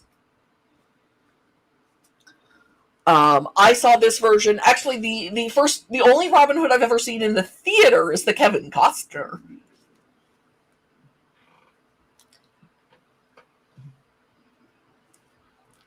We'll be getting to The Lion King, Eddie. I have strong feelings about where The Lion King comes from. It's not what people expect when they hear me say that, but I also have the receipts. We can move on to the next era if you want, or if you want to hold off for them, we can do that too. Yeah, I guess we move on. We can always go back to later if we need to. Alright. Here we go with what people call the Dark Ages. The Dark Ages. Full disclosure, I actually quite like several of these movies. Fox and the Hound may be the first movie I ever saw in the theater. Not the first Disney movie I saw in the theater in its initial release, technically, but one of the very early movies I saw in the theater. Black Cauldron, I don't hate it as much as some of my friends do, but I don't have a strong attachment to the book, so that's probably why. Yeah, I think the Black Cauldron one, no one remembers that Disney princess. No, which is a shame because I like her. She's got spirit. My son really hates Gertie. Like, we watched the Black Cauldron together a while back, and he's like, I really hate this animal. Like, oh, Zane, you are not alone. Everyone hates that animal. Great Mouse Detective is a lot of fun. I did not know. I did not know it came out that early. I thought it was. Oh yeah, it is actually the first Disney movie with any computer animation. The Big Ben sequence, the gears of the clock are computer animated. It is also based on books. The books are a lot of fun. It's the Basil of Baker Street series. Vincent Price so wanted to be a Disney villain that he had no details when he accepted the role. They said, hey, Mr. Price, we'd like you to be in our Disney movie as the villain. And he said, okay. And they said, do you want to know more? He's like, well, I mean, eventually that'd probably be good. And he kills it. I mean, Ratigan gets one of the first true villain songs, and he slays. He's fantastic. And the little girl's father is voiced by the same guy who did both Scrooge McDuck and Wilbur on Mr. Ed. Yeah. So Hollywood. I think of all of the companies, I think the major problem it came out the same time as Land Before Time. That's part of it. Oliver and Company, which is based on Oliver Twist by Charles Dickens, is, in my opinion, it is the first first animated movie that was really chasing, hey, I know those people. Like, yeah, you get Vincent Price and The Great Mouse Detective and The Fox and the Hound. Mickey Rooney and Kurt Russell and people are in The Fox and the Hound. It's also got famous people doing the voices. Oliver and Company is, hey, did you know that the Dodger is Billy Joel? Because Dodger is Billy Joel. Did you know that this other dog is Cheech Marin? Because, it's got a very famous, for 1988, but a very famous voice cast, and it never lets you forget. I did see it in the theater. In its initial release. I also saw it in the theater in its one and only re-release. I own it on DVD. I like it, but it's fine. If I'm going to watch one of these four, it's going to be The Great Mouse Detective, which I have bought more than once because I couldn't remember if I bought it, so I bought a second copy. Yeah, I think of all of them, I think I remember Fox and the Hound the most of all these movies. Fox and the Hound is good. It's kind of weird, but it's good. Great Mouse Detective, underrated gem. Yeah, I agree. I'll come back. Like I said, I honestly thought for a long time I thought the Great Mouse Detective was a '90s or later movie. Nope, mid '80s. I did not know it was that early. Real fast before we talk about this more. Okay, Snick, what's your opinion of the Bronze Eras? Aristocats is pretty damn mediocre for me. Robin Hood I enjoyed well enough. Many Adventures of Winnie the Pooh. I mean, it's another package movie. It's just like a collection of like the Winnie the Pooh shorts from like the '60s. And I mean, it's tough to not like it. I mean, but I felt like it did kind of overstay its welcome a little bit. And then Rescuers, I went in with no expectations, but I ended up thinking it was kind of cute. Yeah, we talked about earlier while you're gone about how like the villains one of the worst villains of the whole Disney era series. It's funny that this is called the Bronze Era because these were like the last movies that Walt Disney had any kind of involvement in. Well, he only had involvement in a couple of them. So my understanding is that, Winnie the Pooh was made up of shorts that he made. Yes. And then Yeah. Aristocats was like in very early Aristocats was in early pre-production when he passed away. Yeah. And then Robin Hood and Rescuers were like only in the concept stage. Yeah, like Rescuers, I think they'd gotten around to negotiating for the movie rights. Yeah, so they were like so it was like in the 80s, like that's when the first Disney movies were that they made completely without Walt Disney's help or any kind of involvement. And it's kind of funny because the 80s was like a sort of passing of the torch kind of thing, because that's like the era like when the last like surviving like old members of like the Disney crew were like they were like some of the last projects they worked on, and then it was like the first projects for like a lot of people that are still with Disney today.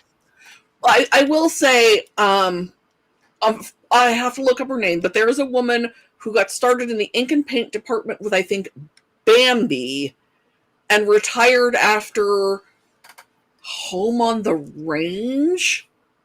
Something along a long time. So she was still around, but the 9 old men were in the process of retiring. Yes. Yeah, the 9 old men, like I think by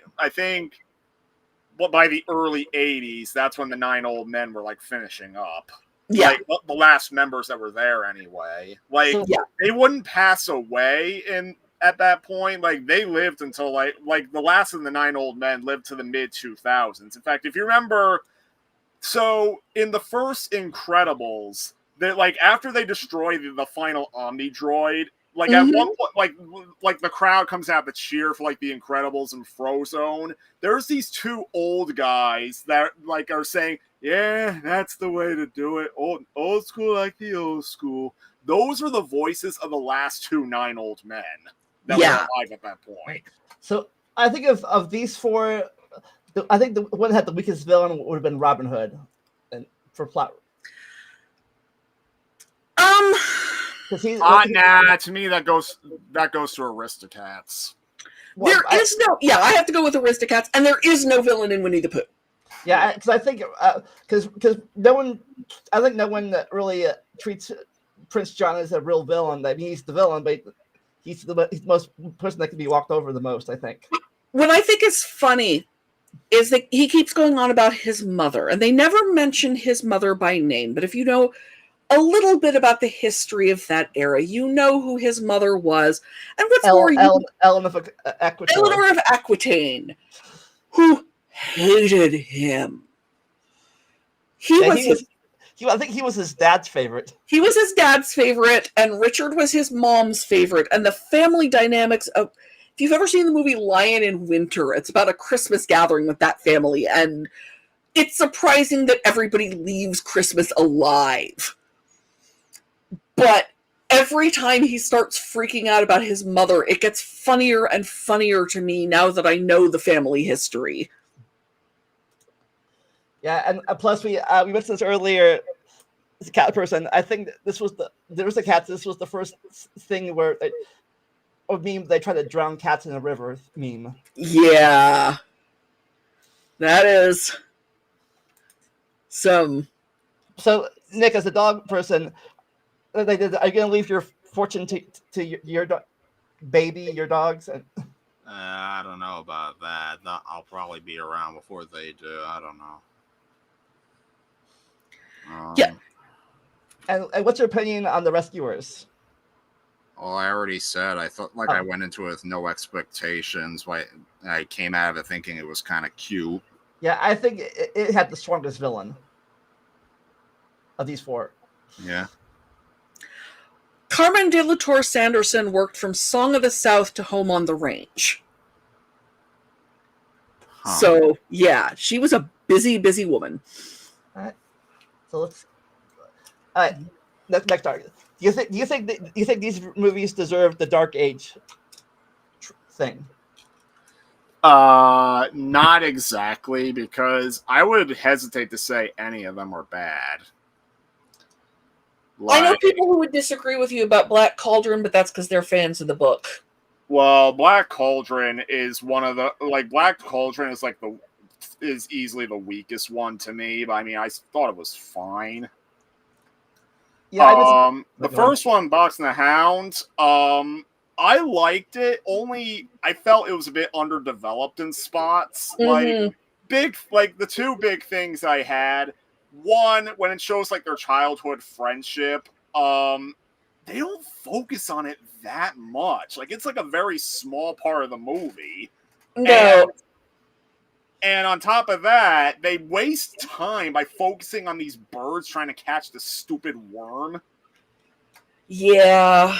And oddly enough, when I watched the direct-to-video sequels, the sequel to the movie is considered one of the worst ones. I actually liked it better than most, if only because it gave me that friendship character development between the characters that I thought was missing from the first one. Okay. And then you were gonna say something? Or I was gonna say Black Cauldron, if nothing else, is swinging for the fences. Oh, yeah. Maybe it misses, but by God, it's trying. Yeah. Yeah, I think I also went to this where you're going. She's the one Disney princess doesn't get much recognition as Disney princess. So, but anyways, get back to the Fox and the Hound. When it gets to the part where they're trying to kill each other, I agree. The big thing that they messed up was that what gets Copper hating Todd is how Chief gets hurt when Todd's running away from him. That would have been more effective if Chief had died. Yeah, and but supposedly, from when I was reading the TV tropes page, that's what happens in the book. Yeah, that's the original. The original ending involves Chief dying. Yeah, and it doesn't help that Chief does almost nothing for his brief screen time afterward. And it's apparently they were gonna go with Chief dying, but then they thought it would be a little bit too heavy. Except Disney's gone to that level before, so it's kind of a boneheaded decision when you think about it. And yeah, so I thought the movie was fine, but I thought it was overall well executed. It's just it had a couple of weird decisions to it. Also, I think it's notable for the fact that Copper's owner, I forget, Amos Slade, I think his name was, right? Yeah. He's voiced by Jack Albertson, aka Grandpa Joe from the original Willy Wonka. And I believe that was his last role before his death. Yeah, it's got a weird cast. Well, really, the whole movie's a passing of the torch kind of thing. It was the last movie that I think had the involvement from some of the 9 old men, but it was also the first movie for a lot of Disney veterans that are still actively working today. I think, yeah. Let me get my article about this one up, because there's some really weird behind the scenes stuff. Well, she's seen this. I talked about this earlier. I think the only problem, at least personally, that I remember Oliver Company having at the time was it unfortunately came out at the same time as Land Before Time. People remember that movie more than Oliver and Company. Well, so anyways, so I talked about the first two. The Great Mouse Detective, I talked about how I thought that was pretty underrated. It was pretty fun, and quite frankly, it's kind of a disservice that it's one of the few Disney movies that never got like any kind of follow-up, like no direct-to-video sequel, no TV show, like because it had potential to keep going with stuff. Great Mouse Detective could have been so many, because it's from a series of books. Yeah. I forgot how many there are in the series, but there's more stories going there. Yeah. Like, it's one of the big criticisms of the direct-to-video sequels is that they tried to make sequels to lots of movies that didn't need a sequel. And then they don't make a sequel to something that had prime material for it.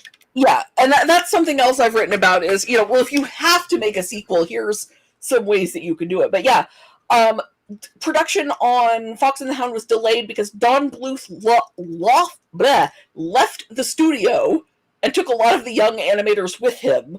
Yeah. One of the animators who worked on that film was Tim Burton. So did Brad Bird also work on it? I think so, and the voice. One of the characters is voiced by both Corey Feldman and Kurt Russell, and the other is in the second act voiced by really freaking old Mickey Rooney. Yeah, Mickey Rooney. Real fast, go on. Wait. What happened?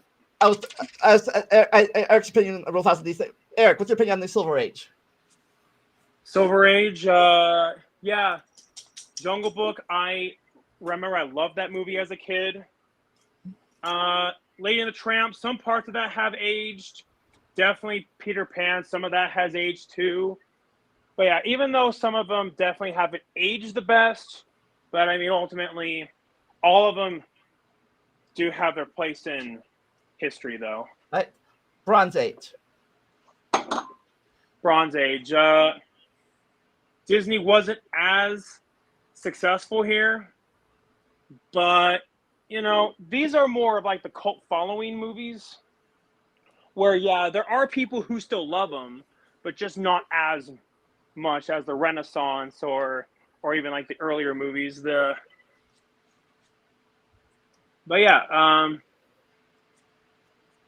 lot of these movies I haven't seen ever since I was a kid. Yeah.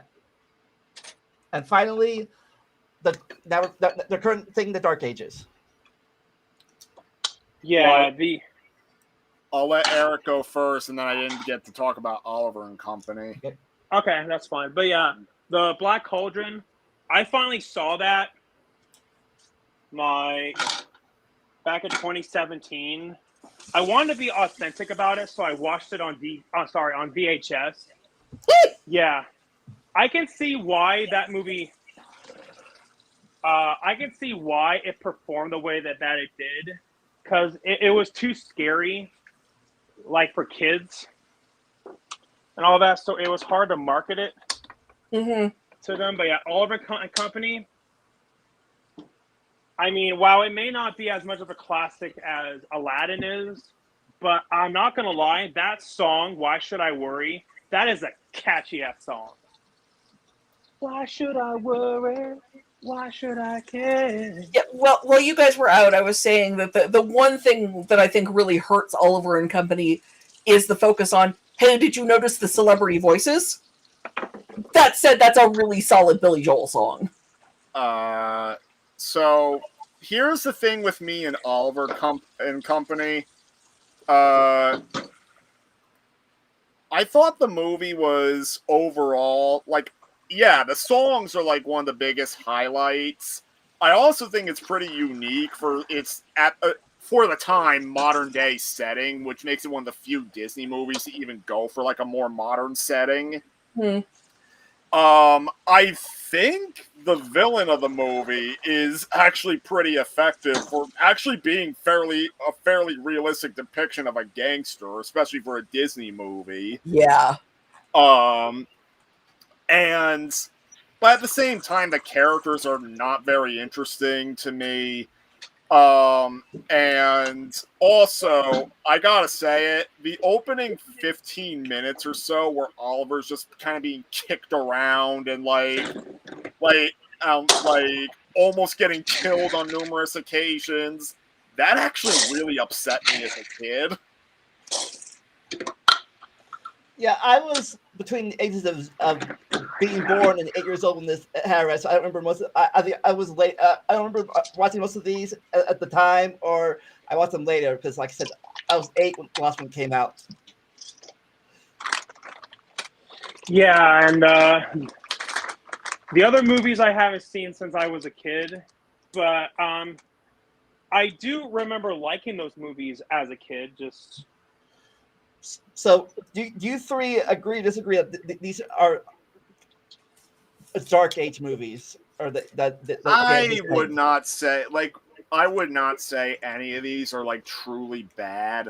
Like you could say it was more so Disney being sort of lost without Walt Disney to guide them. Yeah. Plus, they were losing so much of the old talent, and like the new talent was just sort of having to pick up the pieces and figure out what they were doing. Yeah, it's there was a lot of restructuring going on. This is another one of those times when it was looking really uncertain if they were going to keep doing feature animation. For what they were talking about shuttering the entire Disney animation department. yikes. Yeah. It was a really uncertain time in the studio, and the fact that the movies are as good as they are is, I think, a testament to the work that was being put in by the people actually making the movies. Yeah, and with that said, as much as people want to criticize us, the celebrity aspect of Oliver and Company, I can see why that they did it though, like from like the business perspective.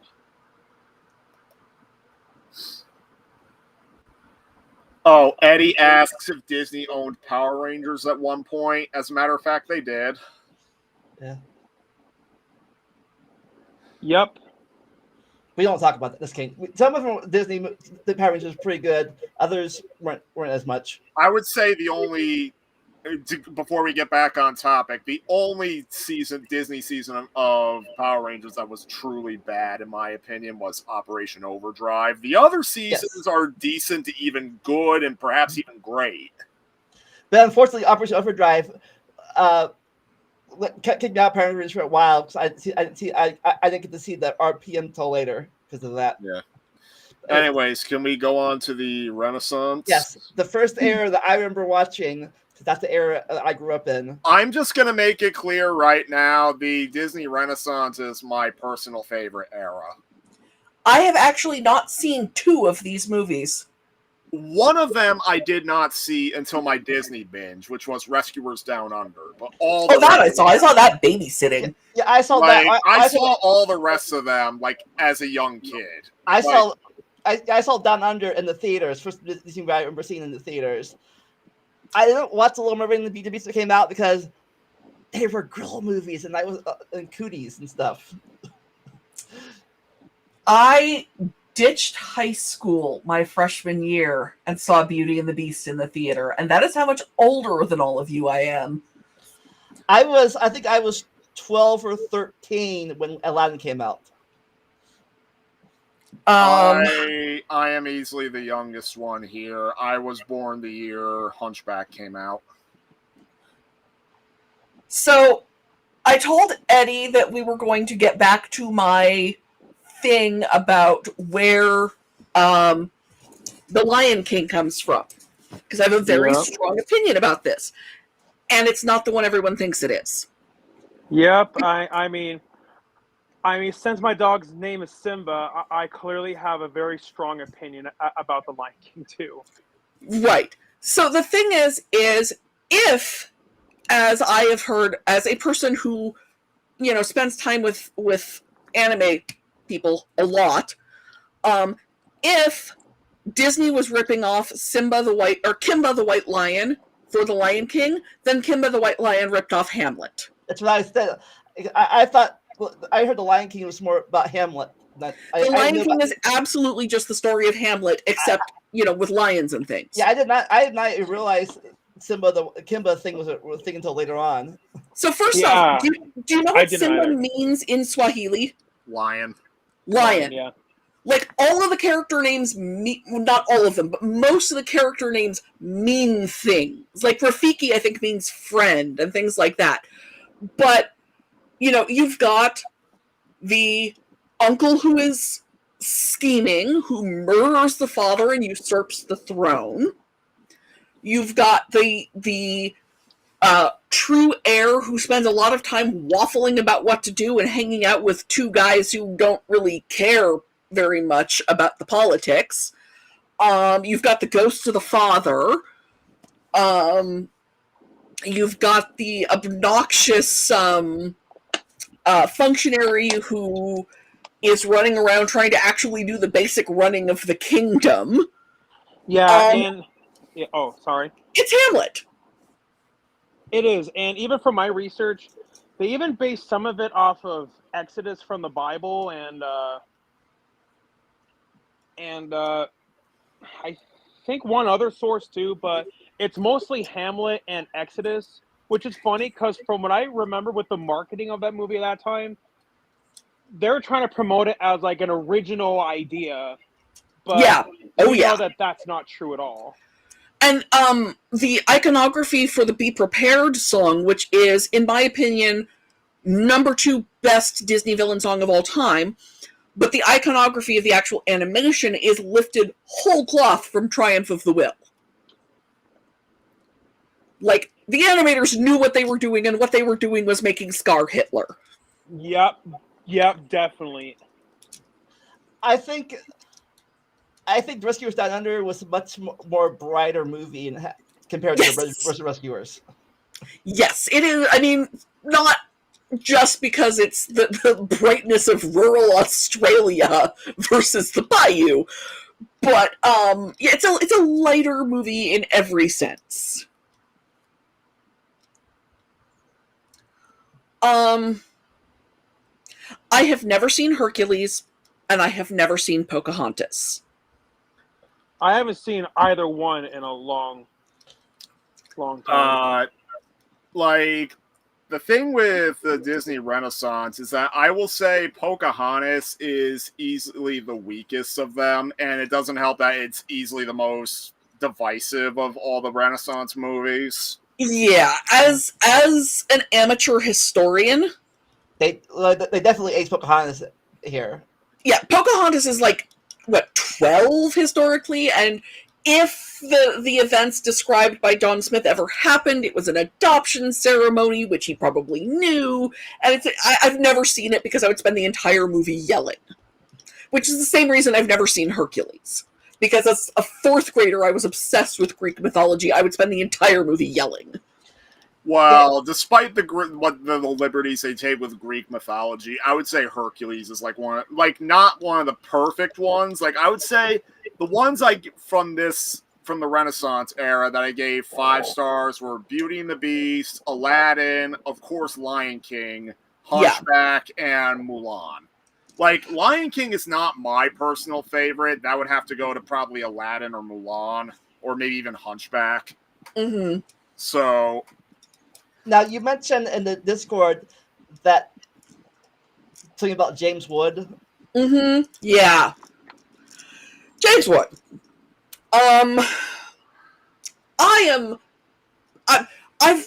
I've made the sincere offer, if people are willing to pay me enough, I will watch Hercules. No, I have not worked out how much you'd have to pay me.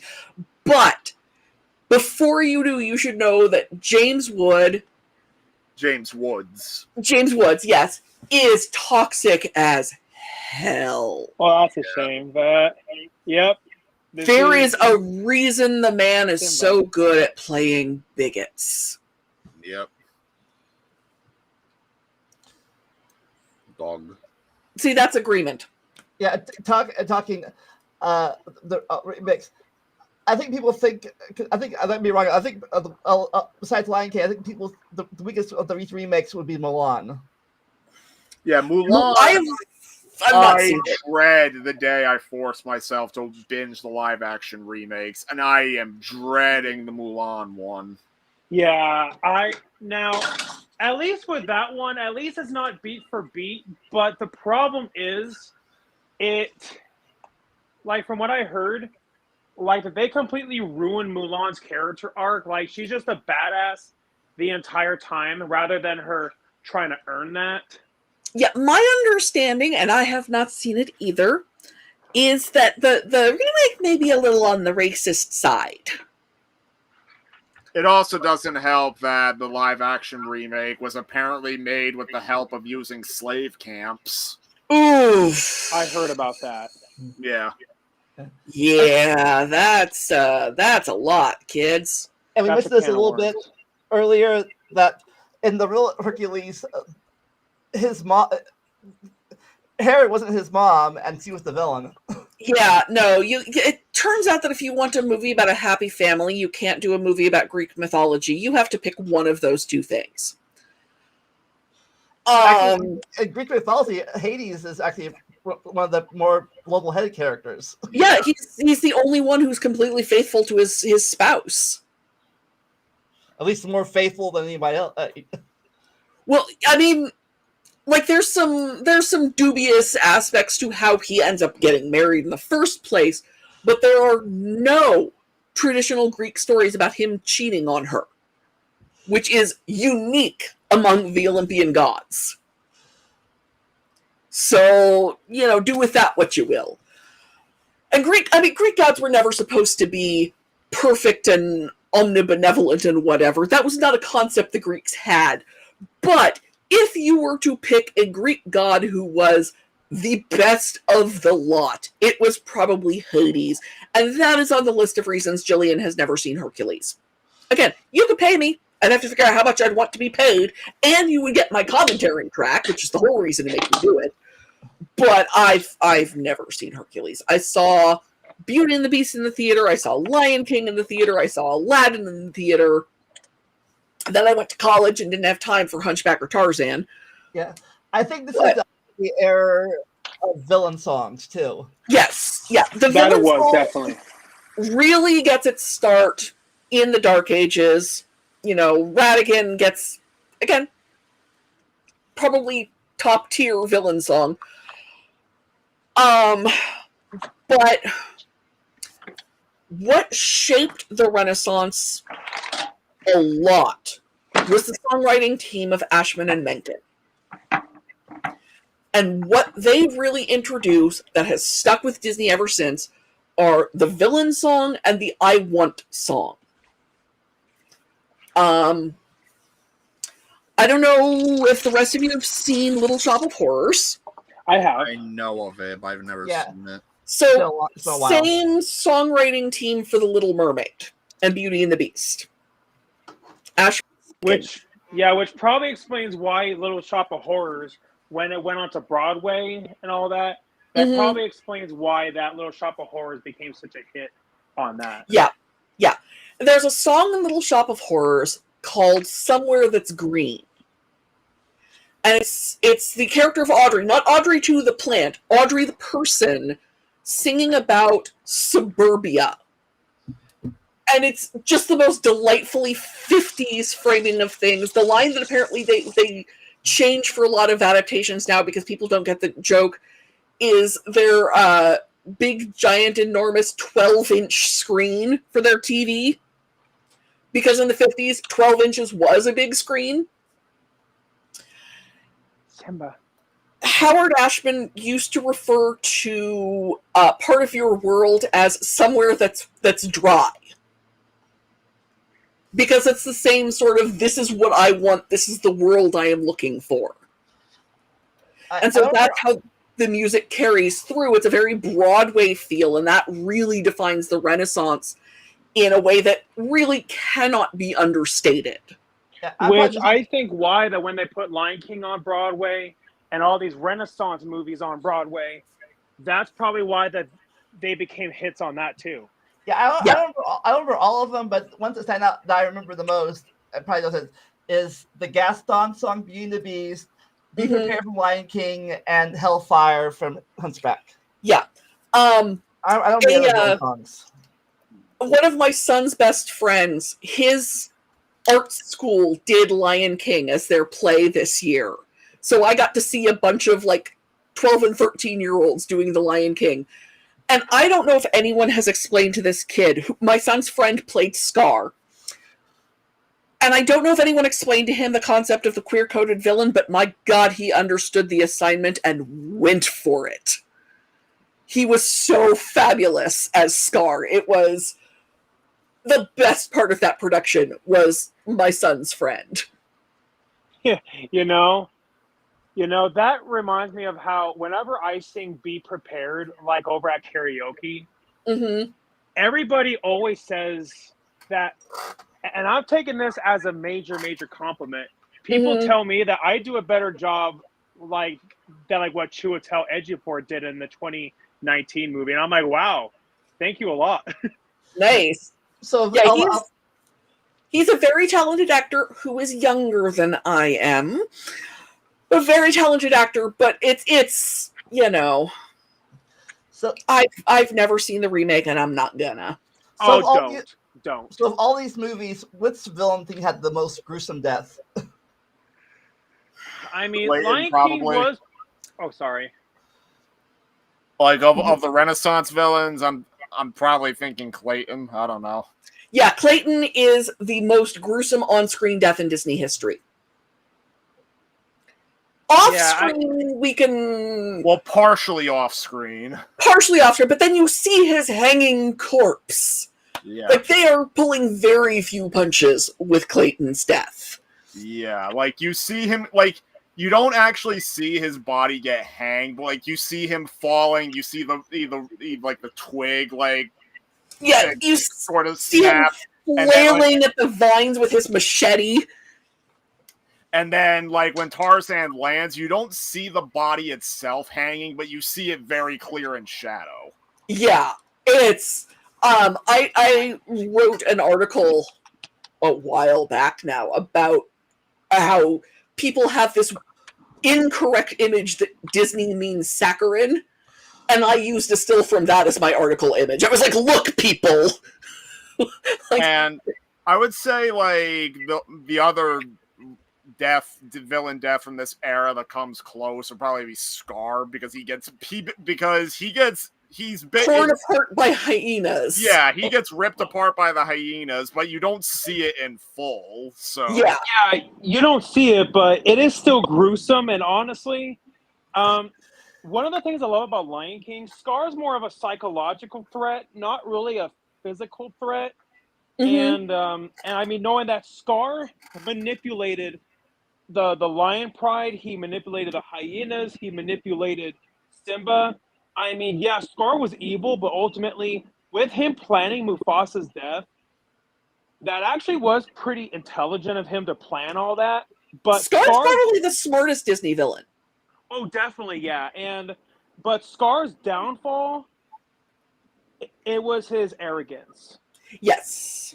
Yeah, that ultimately was his arrogance, and ultimately, because of his arrogance, Scar and then betrayed the hyenas, but Scar, not being aware of his surroundings, didn't notice that the hyenas were there, and ultimately all of Scar's lies eventually caught up to him. And then, there's that saying, karma's a bitch.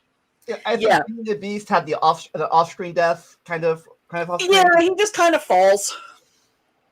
Frollo falls into fire. Yeah, Frollo falls into fire. Let's see. Ursula gets stabbed by the Triton. She gets stabbed by the ship. The ship, yeah, and explodes. Yeah. Aladdin, Jafar doesn't die. Yeah, well, he dies in the sequel, but well, sure, but in the original movie, he doesn't die. Yeah. What about Down Under? Oh yeah, the guy in that movie, McLeach, I think his name. Yeah, he dies. Yeah. I think he goes over the waterfall. He just falls. Yeah. The Hun, whose name I can't remember, Mulan. Shan Yu. Yeah, gets blown up with fireworks, as I recall. Yeah, he does. Who's the villain? The fat guy in Pocahontas. I don't think he died, did he? No, he didn't. No, Hades obviously didn't die. yeah, Hades can't die. That's kind of a thing. Well, he gets dragged into the underworld by the souls he was like, and like it's like they say in the movie, like he's probably gonna get out of there at one point. Well, they mention if, but still, I mean, he like, has to. He's got a throne on Mount Olympus, for God's sake. yeah, like he's probably gonna get out of there. So He is, after all, Zeus's brother. yeah. He is. At least He's I don't know the oldest brother. I don't know if he's the brother in the Disney movie, but in real life, I was gonna say in real life. Greek mythology, yeah. No, I mean, this is, with the exception of the two I haven't seen, this is a solid slate. Like, Hunchback, I was really hesitant about, because how do you adapt Hunchback? And it turns out the same way you adapt The Little Mermaid, by changing the ending. But, yeah, I could have done without the kicky sidekicks, the, gargoyles. I think of all of these movies, well, besides Pocahontas, obviously, because the sequel, The Hunchback didn't get the girl. So, Yeah. Oh, and then they made the shitty sequel to make sure he would get a girl, and that's one of the worst sequels of Disney's lineup. Of course, Well- obviously, I said the kid and the rescuer was too young for a girl, but the mouses were a couple in that movie. This actually has one of the only sort of direct-to-video sequels I've seen is from the Renaissance era. Because I have seen and quite like Lion King 1.5, which is Disney does Rosencrantz and Guildenstern are dead. I will say, so Lion King 1.5 and Lion King 2, I thought were some of the stronger Disney direct-to-video sequels. Oh yeah. Yeah. I'm just too old to have gotten into them when they were, new. Well, They didn't I was start there doing for them that until I was in era. high I was school. a kid when they were putting those out, so... Yeah, that's what I'm saying, is they didn't start doing that until I was in high school, and in high school I was like, does Disney really need the money that badly? Of all the sequels that I liked, I actually enjoyed Aladdin 2, even though that was the only Aladdin movie that had Homer Simpson as the genie instead of Robin Williams. And then he reprised the role in the TV show, and then Robert... Yeah, well, the issue was that Robin Williams had been promised that they were not going to use him as the marketing for the movie. And they did. And they did, and he felt lied to, and Well, they gave him a goddamn Picasso, an actual Picasso, as an apology. Well, and I mean, I do get why Robin Williams was upset, but from the business perspective, I do get it. Like that Disney wanted to make money so that they can survive, and so I do get why they did it. But Yeah. But I mean, ultimately, I'm not saying that what they did was okay. I'm just saying that I do get why. No, and the one thing I will the say thing is, is, they did make amends with Robin Williams, and he appeared in the third movie. And in my opinion, the third one is easily the best of the direct-to-video sequels. So, and he then, it's in his will that his estate cannot sell his voice and things to be a posthumous resurrection. There's not going to be an AI Robin Williams. It would violate his estate. well, the thing is, for Once Upon a Studio, they had Genie voiced by Robin Williams there, but they got permission from the estate to use like the old recordings. Yeah. Unused recordings of him. Like they got Because there are hours. So Hours and hours and hours. And Which before I we- think that explains why for the live action one. That's probably why that they went so different with the genie, like with Will Smith. But but that's a double-edged sword though, because they were saying he's not like the Robin Williams genie, but in a lot of ways, he was. Well, for one thing, they stole a lot of the script from the original, because then they didn't have to pay new script writers. Real fast, This is more of Nick again because we played this thing. Tarzan and its first Kingdom Hearts game that never appeared again because of the copyright. Like, I've heard mixed stories as to why that happened. Like, the first story I was hearing is that they used it in the game without knowing that they needed permission from the estate of Edgar Rice Burroughs, the original author of the Tarzan books. Yeah, I believe he has just come into public domain just now. Yeah, so. And because of that, like, the Burroughs estate was pretty pissed, but they allowed them to keep it in the first game on the condition they never use it again. And that's why you see, like, the Edgar Rice Burroughs estate, like, on the copyright screen for the first game. But then I was hearing, like, another story about how, like, apparently the Disney, like some more convoluted reason why Disney didn't want them to use it ever again. Like, I don't know. Well, either way, I'm pretty sure they're in the clear now. I'd have to look it up, but I'm pretty sure Tarzan is now all public domain. Yeah, I really care because that yeah. game that was my least favorite world of that game. I hated that world so much. But all right, anything else you guys want to say about the Renaissance era before we move on? I guess, Mike. I guess a good question leading into the next era. What do you feel like was the cause, like, for the downfall of the Renaissance? Yeah. I think part of it was failure to innovate. Because what was really going on outside the Disney studio at the time was the rise of Pixar, which, to be fair, Disney has bought, but, you know, it is still a separate entity in a lot of ways. There's also what happened with Jeffrey Katzenberg and how he left Disney. Like, he was basically he was sort of being like that really dumb corporate executive, and then they gave him the boot, and he went to go found DreamWorks Animation, which at the start of the next era actually scared Disney a little bit when they were successful with Shrek. Yeah, well, and honestly, the DreamWorks movie that I think is the best came at the tail end of the Renaissance. Prince of Egypt, right? Prince of Egypt. Excellent movie. So good. The next series, I didn't see it most of the time when it first came out. I saw some of them maybe, but at the time of the experimental era, I was in my 20s, and I'm too old for Disney movies phase. So there is 1.5 of these that I have not seen. One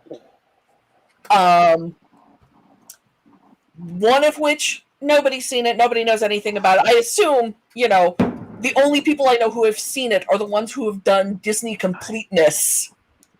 You know, if you're being a completionist, you see Home on the Range. If you're not, nobody sees Home on the Range. So I have no opinion about that one. I've never cared enough to watch it. It's not like some big, you know, moral thing like Pocahontas. I just don't care. And then I got Chicken Little from the library, and the disc stopped playing halfway through, and they asked if I wanted to replace it, and I didn't care enough to see the second half.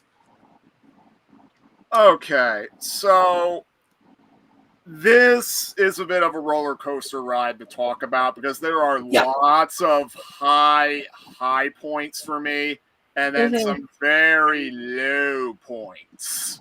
Dinosaur is bottom tier Disney. I fucking hated Dinosaur. Dinosaur is not a good movie, kids. Like, it's funny because Dinosaur is at the bottom of my Disney binge list. Like, I was within an inch of giving it half a star, the lowest rating you're allowed to give on Letterboxd. Yeah. I barely let it get away with a single star just because of a couple of effective scenes, and I guess, like, it was ambitious for its time, but I hated Dinosaur. And you hated it why? Like, oh my god, I have to look up my review of that. So I can tell you why I hate it. Like, believe me, I hate the movie too. And funny thing is, Dinosaur is only on the American version of the official Disney canon. It's actually excluded from the European version of the canon. Instead, on the European version of the canon, another movie called The Wild takes Dinosaur's place. And I also hate The Wild. That movie is just as bad. The only thing worth watching of The Wild is the Eddie Izzard outtakes. Yeah, the Eddie Izzard stuff. Eddie Izzard was like one of the only tolerable things in that. But The Eddie Wild Izzard was is a just treasure. The movie is terrible. Oh, and the funny thing is, I was reading a story. That movie was in production around the time Pixar was having their falling out with Disney. And like Pixar was like shopping around thinking about finding another distributor. My understanding is that the animation studio that made The Wild, Disney was thinking of them as being a potential replacement for Pixar. Yeah, well, so much for that. Exactly. It's be super glad that Pixar worked it out with Disney and got bought by them. Dinosaur is trying too hard for photorealism that the computers were not capable of producing. See, the problem with Dinosaur is that, so obviously the dinosaur characters and whatnot are CG animated. The big gimmick that like some people praise about it is how they, quote air quotes, seamlessly blend the CGI with live action backdrops. No, they do not. They stick out like a sore thumb. It doesn't help if you've actually been in some of the places they're using as a backdrop, I can tell you. Was this the time when they started switching from 2D to 3D at this time? Yep. No, Dinosaur was just an experiment. Chicken Little was like the time where they were trying to switch to 2D. Yeah. And, so the thing with Dinosaur is the characters are extremely unmemorable. Like, the story itself is incredibly dull as hell. The CGI is butt ugly. The paleontology is not great. And on top of all that, the original plan, and keep in mind, this would not be the last time this happened with a dinosaur movie. The original plan was to make the movie completely without dialogue. They were just going to use visual storytelling. In fact, generally, one of the better parts of the movie is the opening scene, like where the egg is like getting tossed around like between different parts before it like ends up like with like the lemurs, I think they were. And yeah, that part's completely without dialogue. And the funny thing is, they play that entire scene like in the VHS trailers at the time. Yeah. And yeah, so if the whole movie had been that, it would have been a better movie. Yeah, but no, they thought they had to talk or else it wouldn't have been marketable. And then they pulled the same shit with another movie called Walking with Dinosaurs, I think it was. Yep. And the decision to make them talk in that movie came so late that the characters' mouths don't even move. Yeah. No, Dinosaur is easily the worst, not just of this bunch, but just, like, from a pure quality of animation perspective, there is no Disney movie that could possibly rank as low as Dinosaur. And the funny thing is, people often forget about Dinosaur and how it's part of the canon, and for good reason. So it's terrible. So Nick, in the golden era, you were singing the praises of Fantasia 2000. Yeah, so Fantasia 2000, I actually kind of prefer to the original movie only because the shorts they play are more like the thing that I enjoy. Like I kind of like the little storytelling they do with the shorts. And even like the celebrity bits, like people hate the celebrity bits.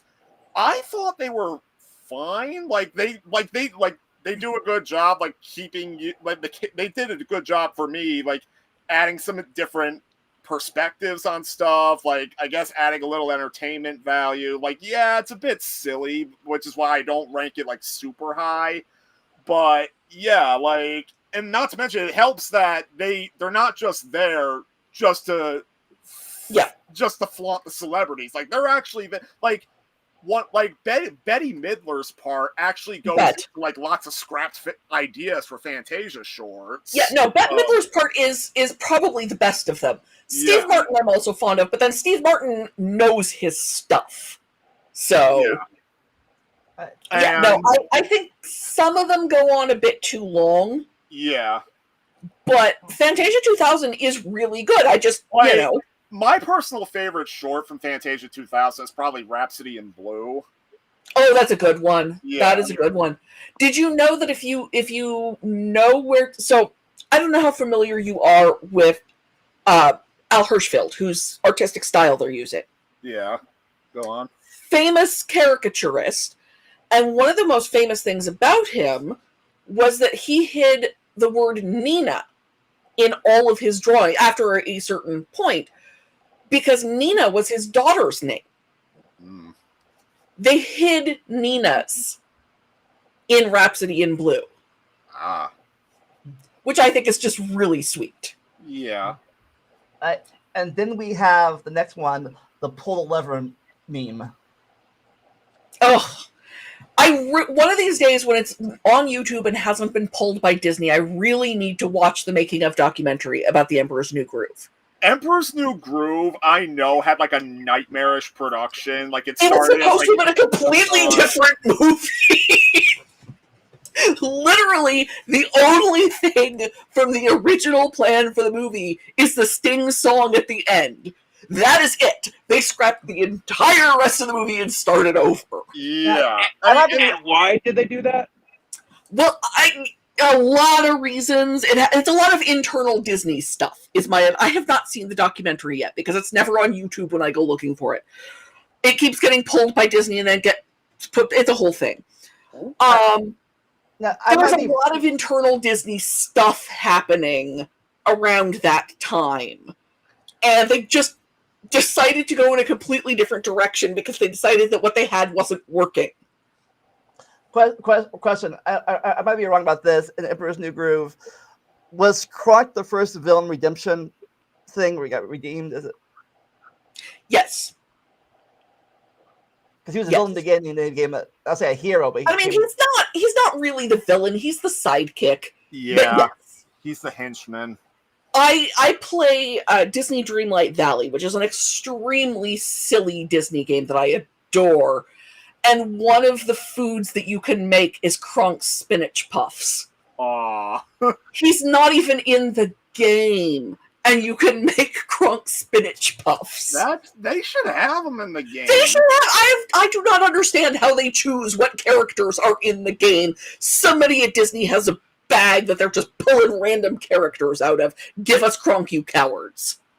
But yeah, so despite the movie completely restarting production, Emperor's New Groove actually is one of my favorites, if only because of childhood nostalgia. Like, it was the newest Disney movie at the time I started watching all the classics regularly.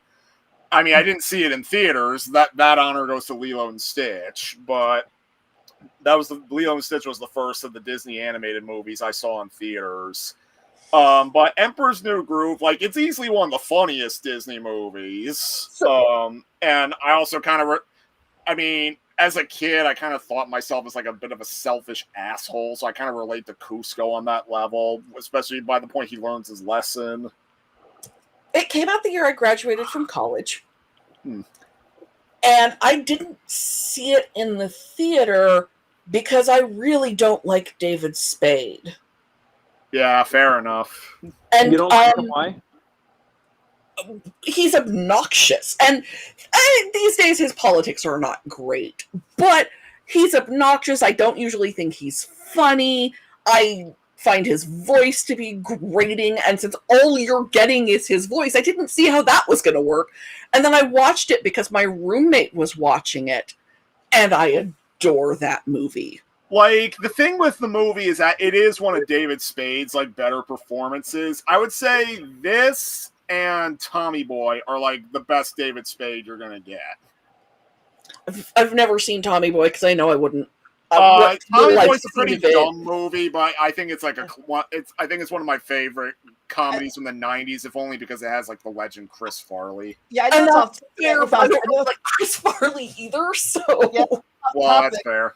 With Disney, but I never really saw a David Spade movie without Chris Farley in it. They're always together for some reason in most movies. Well, I think because they were like best friends in real life, and when Chris Farley tragically passed away, David Spade was very broken up about it. Yeah, and you know, he does a lot of those Adam Sandler, look, we're hanging out and making a movies, and you know, his career has been thing I'm not interested in to thing I'm not interested in since well before Emperor's New Groove. Yeah, David Spade hasn't had a career in a while. So. Well, I mean, I'm talking like Just Shoot Me never really did it for me. That's how long ago I've been not caring about David Spade. I will say the funniest thing I've ever seen from David Spade outside of Emperor's New Groove is when he was still on Saturday Night Live. He had a thing on Weekend Update called the Hollywood Minute where he would just slam celebrities for a solid minute. And there was one he did when Steve Martin was the guest host, where Steve Martin comes out halfway through while he's making fun of the Steve Martin vehicle Leap of Faith, which is not a great movie, but I like it, stares him into silence, and obviously that's a bit, but stares him into silence, sits down, takes his place, does his bit, and does it better. That was, other than Emperor's New Groove, the funniest thing David Spade has ever done. But I love Emperor's New Groove. I also like picturing the world where Atlantis the Lost Empire had been a hit.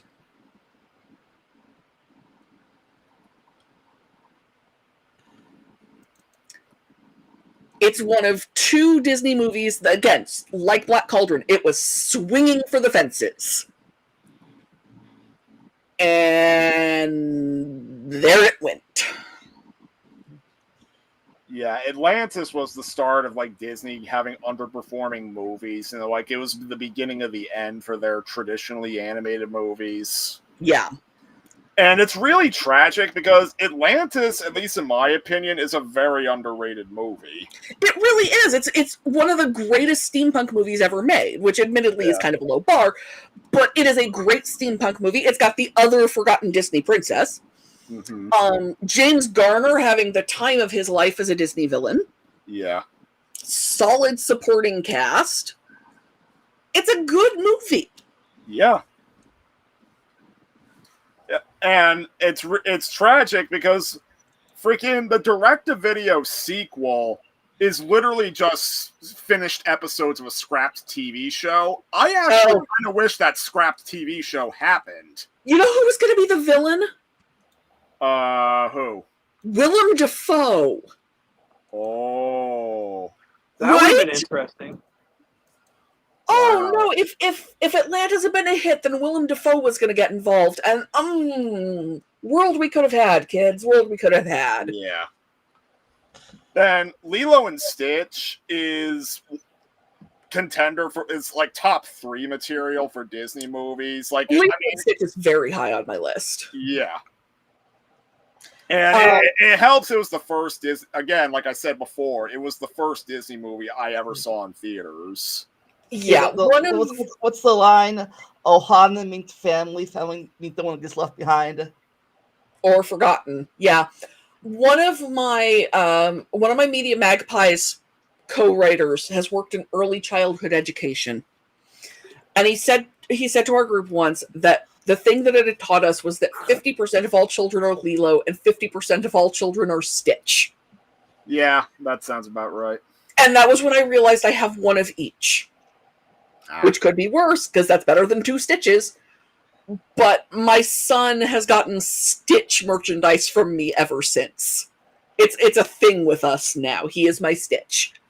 And real fast, kids, how did the pancakes turn out? You know, I didn't have any of them. They're eating pancakes off on their own because they're not supposed to bother me until I'm done. So, I'll have some leftovers. It'll be fine. Hopefully your kitchen isn't a mess. Well, their dad should be awake by now. He works graveyard these days and starts work at 10, so it's his problem right now. So Treasure Planet. Treasure Planet also, if it had been a success, it could have been... Animation could have been in a very different place. It is a beautiful movie. Yeah. The spaceport, oh my god.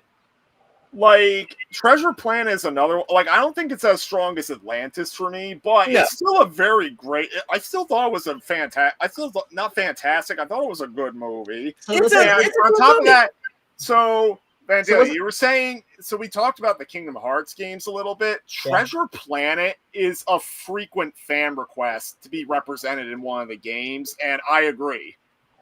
so Montrester Spaceport. So was it a good retelling of Treasure Island? It is like a Treasure Island retelling, just in space. I've never read Treasure Island, I have to admit. It's one of 3 movie versions of it I've seen. I've seen this one, I've seen the one with Muppets, and I've seen Disney's first ever live action movie. And from what I can tell, based on what I'm able to piece together from the other 2 versions I've seen, if you're going to have Treasure Island in space, Treasure Planet is pretty much what it looks like. Yeah. Right. So Brother Bear. It's fine. Yeah, like, here's the thing with Brother Bear. Like, the part before he turns into a bear is probably the best part. Yeah. Like, the part after he becomes a bear is where it starts to kind of devolve into being a little too childish. And we also have one of the dumbest decisions I've ever seen in any Disney movie. So the thing what happens, the reason he becomes a bear is because they were like, so a bear attacks them, they fight, and one of his brothers dies, so he goes after that bear in revenge and he kills the bear. So basically the spirits turn him to a bear sort of as punishment, I believe. Yeah. And what happens is he ends up befriending like this bear cub that's just sort of wandering on his own. And surprise, surprise, you find out later in the movie, the bear he killed was the bear cub's mom. And here's the thing. So there's a scene where he confesses to the killing, and it's meant to be a really deep emotional scene, and that's how they recorded it originally.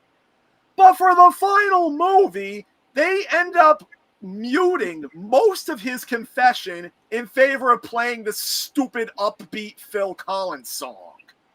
Yeah, that movie would have been much better with a different soundtrack. And the thing is, the unaltered scene, it exists. You can find it on YouTube. I mean, it's in animatic form for part of it. Right. I'll have to track it down. Like, it's in animatic form for part of it, but yeah, they have the full unaltered recording. Yeah. And yeah. I like the backgrounds of Brother Bear. They're in the style of the painter Maxfield Parrish. They are absolutely beautiful. I'm amused by the decision to have Bob and Doug McKenzie moose more than I am by the actual Bob and Doug McKenzie moose, but I am amused by the decision. The movie is fine. It's fine. The next one, I forgot it was even a Disney movie, Home on the Range. I forgot all about this movie. The thing with Home on the Range, so it is one of the weaker Disney movies. I hesitate to call it one of the worst, but it's not very good. And really, the thing with Home on the Range is that this was by the point where they had already decided that they weren't going to be using traditional animation anymore for the most part, and they were really just wrapping up a movie that was already far enough into production. And yeah, the thing with Home on the Range is that it's, well, for one thing, I actually have a kind of funny story with Home on the Range. So when it came out on DVD, so my folks used to take me and my sister to a local Disney store. I mean, it no longer exists, but like we went to this Disney store pretty frequently. Mhm. And my sister really wanted the DVD of Home on the Range. So what happened was, we were allowed to pick out one thing. She wanted the DVD. I got the set of Peter Pan toys or something. Mhm. And my sister goes up to the counter. The lady at the counter is this older lady. She looked like a typical grandma, you could say. And she was like, "Oh, you got Home on the Range. Oh, and did you know since you bought the movie, you get to take one of the characters home with you?" And my sister picked a plush of Buck. And I just think that's funny because Buck is one of the most infuriating characters I've seen in a Disney movie. I don't get how my sister liked him the most. I don't know, because that's what happened. And then I go up with my Peter Pan toys and whatever. I put it on the counter. The lady looks at me. Her smile drops, and she's like, "And this is yours?" I'm like, "Yeah." She kind of rolls her eyes and did the checkout. wow. Yeah. The next one, I think I remember Nick's race game of this on YouTube. More than I remember the movie itself. Okay, so Chicken Little, first of all, to reference what he's talking about, I played the video game with another friend of mine, and basically we raced each other to see who could beat it first. And long story short, I won. I was the countdown score person. Kept track of time. Yeah, I need to rewatch that video series sometimes because I think I got fucking insane during that. But so the thing with Chicken Little is probably the best part of the movie is Chicken Little himself. I would say he's actually a pretty likable character. And the reason why the movie is one of the worst of Disney's lineup is because pretty much the whole movie is spent beating him down. Yeah, I got about halfway through and the library's disc stopped working, and I was so mad at his dad. His dad is considered one of the worst cartoon dads in history. He's terrible. Yeah. Let's not be proud of your smart and whatever child. No. Let's be mad because he's not the son that you want. Yeah, let's be mad that, he made a mistake, and now the whole town is laughing about him so much that they're making a movie about how much how much of an idiot he is. Incidentally, who does that to a child? Exactly. Yeah, no, I did not like Chicken Little enough to want to finish watching it. Yeah, and the thing is, the dad only starts supporting him when he wins a baseball game because he's making the dad look good. Yeah. Not because his son parenting. Not because his son did a good job at the game. It's because he won the game and it made his dad look good. Yeah, Then we go the opposite of that of children with Meet the Robinsons. Meet the Robinsons I saw in the theater. My partner was serving in Iraq at the time, and he was home on a week's leave. And one of the things we did while he was home was go see Meet the Robinsons in the theater. When my daughter was in the NICU as a baby, in the neonatal ICU, I took this movie with me to watch because there was a TV and DVD player in the room with her, and I could not be alone in the room with her and the machines. So I brought movies, and Meet the Robinsons was one of the movies. It's a very charming, very hopeful, very warm movie that people don't talk about enough. And the thing is, I remember what happened was I actually once got laughed at for liking Meet the Robinsons. How dare? What happened was, it was a high school English class, and we were talking about stories that had a theme of letting go of the past and moving forward towards the future. Everyone was oh yeah, the perfect Disney movie for that is The Lion King. And I mean, Lion King's not a bad example, but there's some ways where that's the opposite of what it's about. So, like, Meet the Robinsons. And the thing is, like, that's only like a small part of Lion King. But then I had it in my head that Meet the Robinsons, like that's what the movie. That's like the movie. That's the whole plot. Yeah, he became a and then villain. I got laughed at for liking Meet the Robinsons. He became a villain because he lost the baseball game, right? Yeah. Which feels like a sort of a response to Chicken Little, but anyway. Yeah, so Meet the Robinsons, it gets a little too silly at points, but like, really, for this early installment weirdness kind of thing where Disney was trying to figure out their CGI animation and whatnot, like, they did a pretty decent job with it. Yeah. And it helps that apparently an original draft of the movie, which was made largely by the Chicken Little crew, was thrown out when John Lasseter took over, and they kind of started from scratch with the final movie we got. Yeah. John Lasseter, another deeply problematic individual, but, you know. Yes. Like, knows his way around an animated picture. At least at the time he did, not so much anymore. Not so much lately, but I assume that he's mad because people have been calling him out on being a toxic person. And I think on multiple levels, and if I'm to add my 2 cents on that, he should not have banned Buzz Lightyear Star Command. And I think Bolt was made during the highlight of Miley Cyrus's career. Yeah. Yes, it was. Bolt, at least I actually think it's kind of mediocre, unfortunately. It's fine. Yeah, I think Bolt, like, some people kind of really like Bolt. When I watched it, I mean, there were parts of it that were effective. I mean, like when Bolt meets Mittens, like him thinking, her thinking that she's her thinking that he's crazy and all that kind of has like good banter, but like other than that, like he thinks this is the real world. He doesn't know that he's doing a TV show. Yeah. So there's a series on Disney Plus called Zenimation. And Zenimation is clips from Disney movies presented with no dialogue and no score. So it's all about the imagery and the sound effects. And there are a lot of clips from the journey cross country from Bolt in it. And those clips hold up. Movie itself I'm not hot on, but I'm never upset when there's a Bolt clip on Zenimation.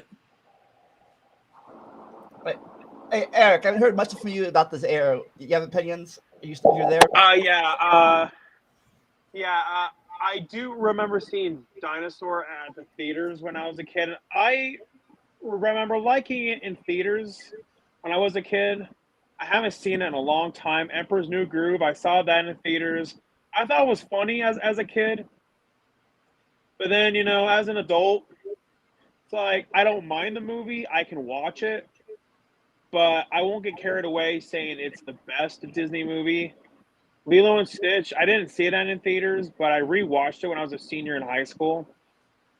And Lilo and Stitch, it definitely does have good morals to it, like about how family sticks together. I definitely do like that. Atlantis, The Lost Empire, I remember when that came out, I didn't want to see it, but I remember that my dad wanted to go see it. And then I was like, okay, fine. It was around the 4th of July when it came out. And I remember, I thought it was fine as a kid. I never was crazy about it, but from what I heard about Atlantis, that was supposed to start off a new franchise, and Disney even was supposed to have a ride based off of it at California Adventure, but since the movie underperformed, they scrapped that, and then afterwards Finding Nemo came out, and that's a movie about water.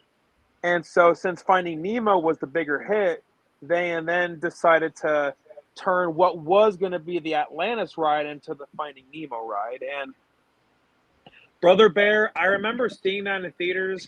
I didn't really care for like the story, but I thought that the two mooses, one of them voiced by Rick Moranis, I thought that the two mooses were hilarious. But the story, I just couldn't get into it. Home on the Range, I remember seeing ads for that when I was a kid, and I will never forget that I asked my mom, "Hey, do you want to see Home on the Range?" She told me very bluntly, "No." And but yeah, and my mom like rolled her eyes at it, and yeah, and well, and never saw it because of that. And from what I heard, it wasn't all that great of a movie anyway. Chicken Little, that came out around the time when I thought I was too old for Disney movies. So I skipped that. Never saw Meet the Robinsons, never saw Bolt. So yeah. Oh yeah, and Fantasia 2000. I saw that when it first came out on VHS. I didn't see it in theaters. My memory is very vague on it. So why do they call this the experimental era? Because they were doing such different things with animation styles, and they were starting to really get into the CGI thing, and really trying to do different things. This is there's a little bit of crossover for some of these, but this is a very unusual slate of movies. Probably the two closest in style are Atlantis and Treasure Planet, but the art style is all over the place. The background, the characters are all over the place. The stories, Brother Bear is the closest to a traditional musical. These are very, very different movies. Huh. Yeah. Technically, Chernobog is a god, not a demon, but there were people who will not watch Fantasia because Chernobog is a demon. I don't think being a god would make it better for the kind of people who wouldn't let you watch movies with demons in them. Home on the Range is the only one of these that's a real classic old school Disney movie. It's just an old classic Disney, old school Disney movie that's done very, very badly. I think of all these movies, that one that people remember the most, I think, was probably Lilo and Stitch. Oh yeah, yeah. Lilo and Stitch, Emperor's New Groove, maybe Fantasia 2000. A lot of the rest of these get completely forgotten. Home on the Range most of all. Okay, next area we go to is the one that has the most movies of all of these things, and that would be the revival era. Also fairly uneven, in my opinion, but... Yeah, like, I would say, honestly, I would even debate whether you call this how much you would call this the revival era, because I would say the revival part of it kind of falls down after Moana. Yeah, I'd go there too, honestly. Did you say in the middle of this? Did you say this? You consider some of these a new dark age or something? I most certainly consider everything past Moana to be the start of another dark age. I liked Zootopia, but well, Zootopia I think came before Moana. I think. I'd have to look it up. Like, I think Zootopia was like early 2016, and then Moana was like the end of 2016. My guy's in the wrong order. Like, so the whole, and the funny thing is, of all the movies here, Zootopia is the only one I'd give a 5 because it has very relevant social commentary and lots of creativity. Moana makes me cry, so. Well, Moana was a pleasant surprise for me. Like, I will say, like, Frozen, I think, is very overrated, but both it and Moana gave me the feeling I was watching a Disney Renaissance movie again. I like Frozen, I'm not sure I like it as much as a lot of other people do, but I also think a lot of other people really like Frozen. So, not liking it as much as we do, is still liking it a lot. Frozen, I still subscribe to the idea that Frozen is one of the most overrated Disney movies. No, I think. Oh, it's back again. Hold on 1 second. Now, I think The Princess and the Frog and Tangled was an example of a good retelling of the original. Well, here's the thing. So, Princess and the Frog, obviously, they went back to traditional animation. Mm-hmm. The original plan was to swap between traditional and 3D. And the reason why that failed is because Princess and the Frog and Winnie the Pooh underperformed at the box office, while Tangled and Wreck-It Ralph did much better numbers. Yeah. And really, the tragedy is the movies, the Princess and the Frog and Winnie the Pooh underperformed, not necessarily because they were traditional animated. Like, really, Princess and the Frog was a lot of reasons. Namely, I think one of the big reasons is that it was competing against James Cameron's Avatar. Winnie the Pooh got it. It's one of a lot of movies that went down to that, and I believe one of the Harry Potter movies came out at the same time. I looked it up once. Oh my god! I need to. So Winnie the Pooh will forever be one of the most boneheaded decisions Disney ever made. Yeah, they put it up against Harry Potter and the Deathly Hallows Part 2. That was not. Yeah, Winnie the Pooh was killed by. Really, it was murdered by the Disney marketing people. There is no other phrasing for it. Winnie the Pooh, which, as I've said, I'm not a huge Winnie the Pooh fan, just don't really care about the character that much. My favorite part of that movie is kind of hard to explain to people because it requires you having grown up in LA in the 80s. But, all that aside, Winnie the Pooh would have done much, much better numbers if it had been released literally any other weekend of that year. Yeah, and the thing is, and to put into perspective, Harry Potter was until the Marvel Cinematic Universe took off, Harry Potter was the biggest movie franchise of all time at the time it was released. And to say that Harry Potter and the Deathly Hallows Part 2 wasn't the big, most massively hyped finale that was in cinemas up to that point would be an understatement. Yeah, no, there was no way it was going to. And they were like, well, people will take their small children. No, people will take their small children to Harry Potter, or else they won't take them to the theater that weekend. Exactly. Those are your choices. Yep. Now, for the other ones, I think besides Rescuers Down Under, the Rebel Era is the only one that has 2 sequels that actually came out in theaters. And both of them are horrible, but we'll get to that. Yeah. Technically, Winnie the Pooh is a sequel. Well, so technically 3. To that, but yeah. The whole of the Winnie the Pooh movie is about the search for this thing called the Baxen, based on a note that Christopher Robin has left. And at the very end of the movie, I think it's even a post-credit stinger scene, we actually see the Baxen. And it's voiced by a man named Huell Hauser, who used to do PBS shorts in California in the 80s. And if you ever want to see a man who loved everything, do yourself a favor and look up Huell Hauser video log. He is so enthusiastic and having such a great time.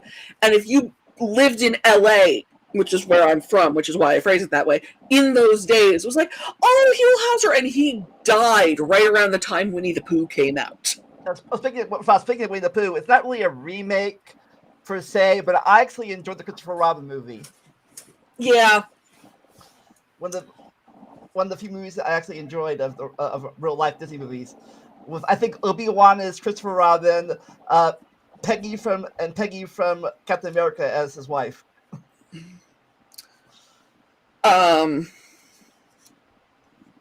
It's Haley Atwell, who I believe is named. Yeah, she's named after Haley Mills, who worked for Disney as a child.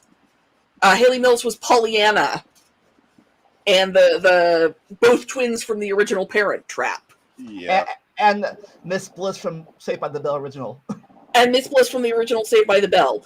And also, if you have Disney Plus, do yourself a favor and watch The Moon Spinners, which is a heist movie she did as she was a young adult, set on Crete, and it's fantastic.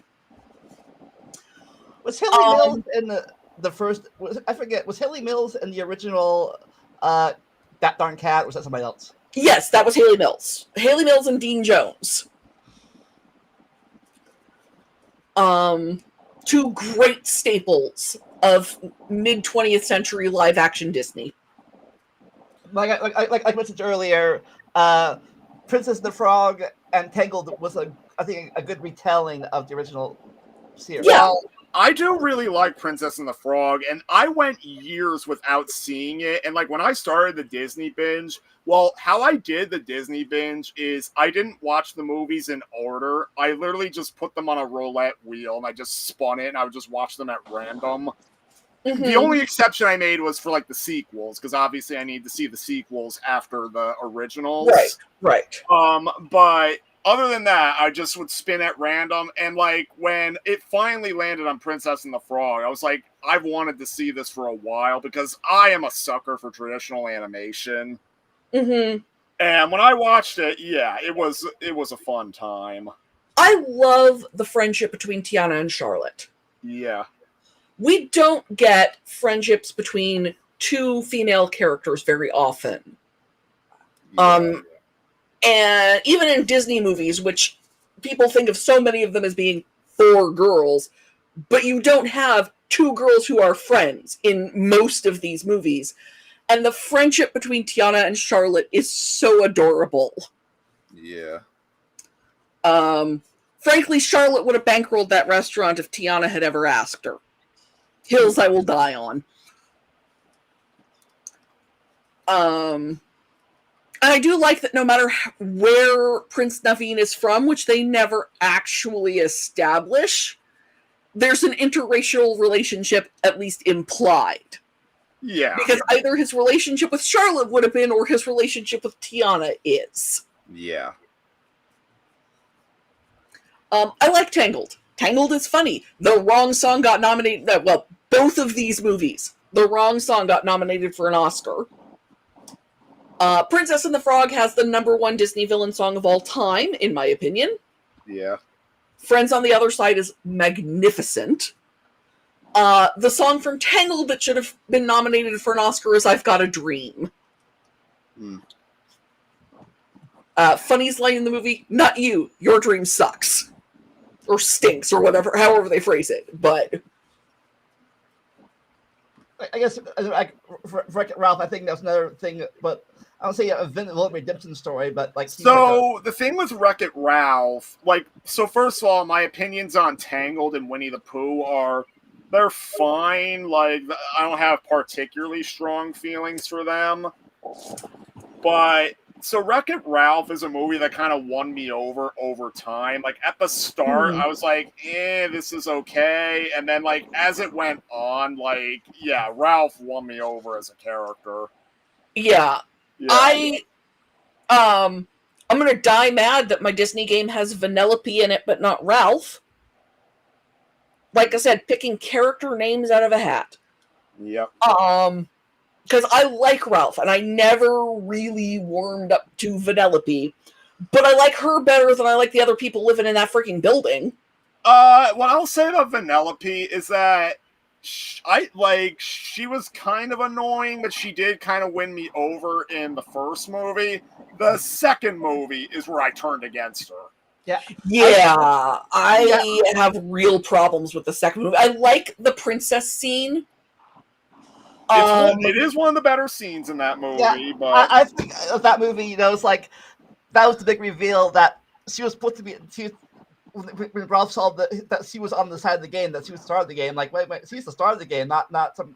Oh yeah. So the thing with this era that kind of became infamous with Disney fans is its overuse of the twist villain cliche.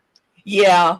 Like, basically, nearly every villain of this era, with a handful of exceptions, including movies that didn't even really have a villain. Yeah, there's no real villain in Moana unless you count Maui.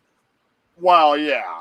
But yeah, like, the thing with most of these movies is that their villains are usually shown off in a twist that doesn't happen until near the end.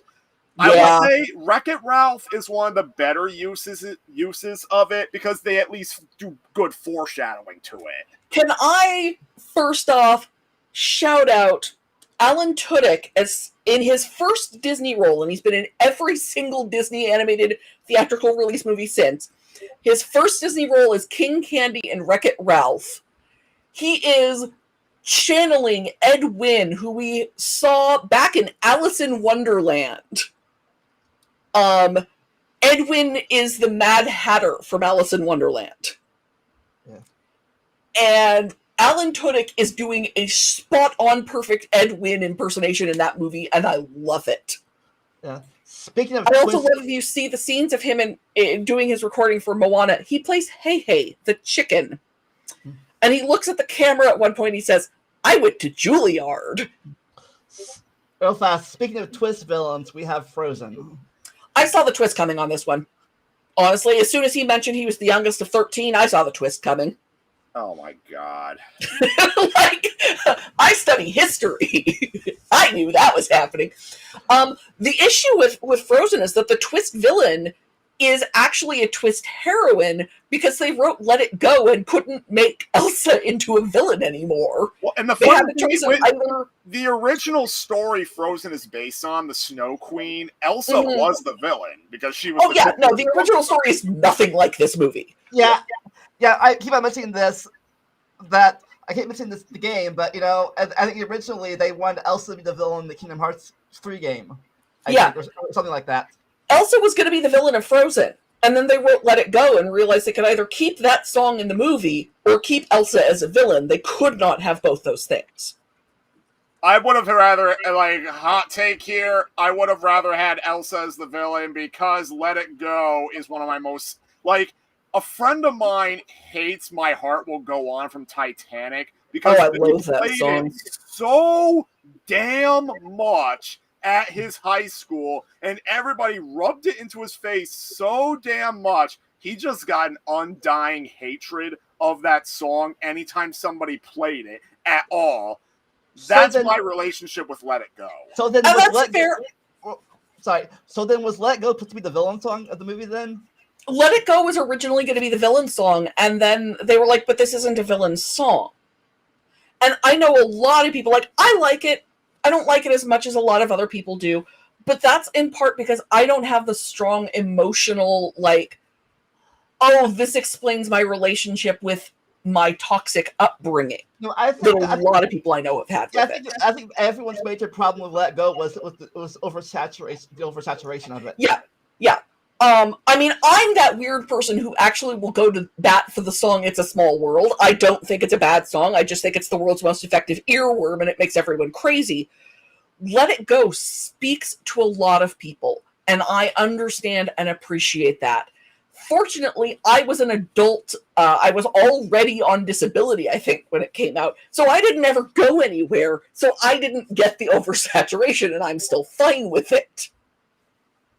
But I can see how being in high school would kill that song for you. Yeah, and it doesn't help that Frozen. I was in high school when Frozen came out. Yeah.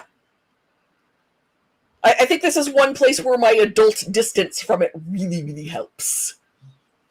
Because I didn't live somewhere where I was hearing it constantly. I didn't even have kids yet at the time. Not only was I hearing it constantly, everybody treated it so super serious.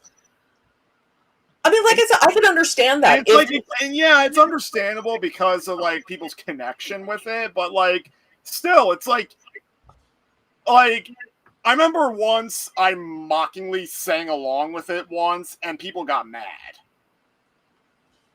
Then we come to the last movie I saw in theaters, Disney-wise, Big Hero 6.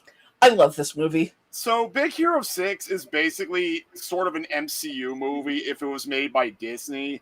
And yeah, they execute it pretty well. You know, Yeah. actually, according to the art style, I almost thought Big Hero 6 was almost a Pixar movie. Yeah, well, it's a Marvel I remember property. when I saw it with my dad, he made a lot of comparisons to The Incredibles, which is pretty apt. Yeah. Well, it is. Big Hero 6 is a Marvel property. It is a Marvel. I've never read it personally, but it is a Marvel comic book series, which is probably why it's got the Stan Lee cameo at the end. It's got a voice actor who's aged poorly. There are some allegations about the guy who played Miller, Fred. I think. Yeah. But I like it. It's another one that's got some good friendships to it. It's another good one about chosen family, about found family. Yeah, I could do without the twist villain because there are too many freaking twist villains in Disney, and I agree about that. I know a lot of people who will die mad because I believe it beat the Lego Movie for Best Picture. Animated. Possibly Lego Movie wasn't even nominated or something like that, and they will die mad about that. And you know what? I'm fine with it. I really like Big Hero 6. I'm not a huge fan of the Lego Movie. That is one of my hot takes for the day.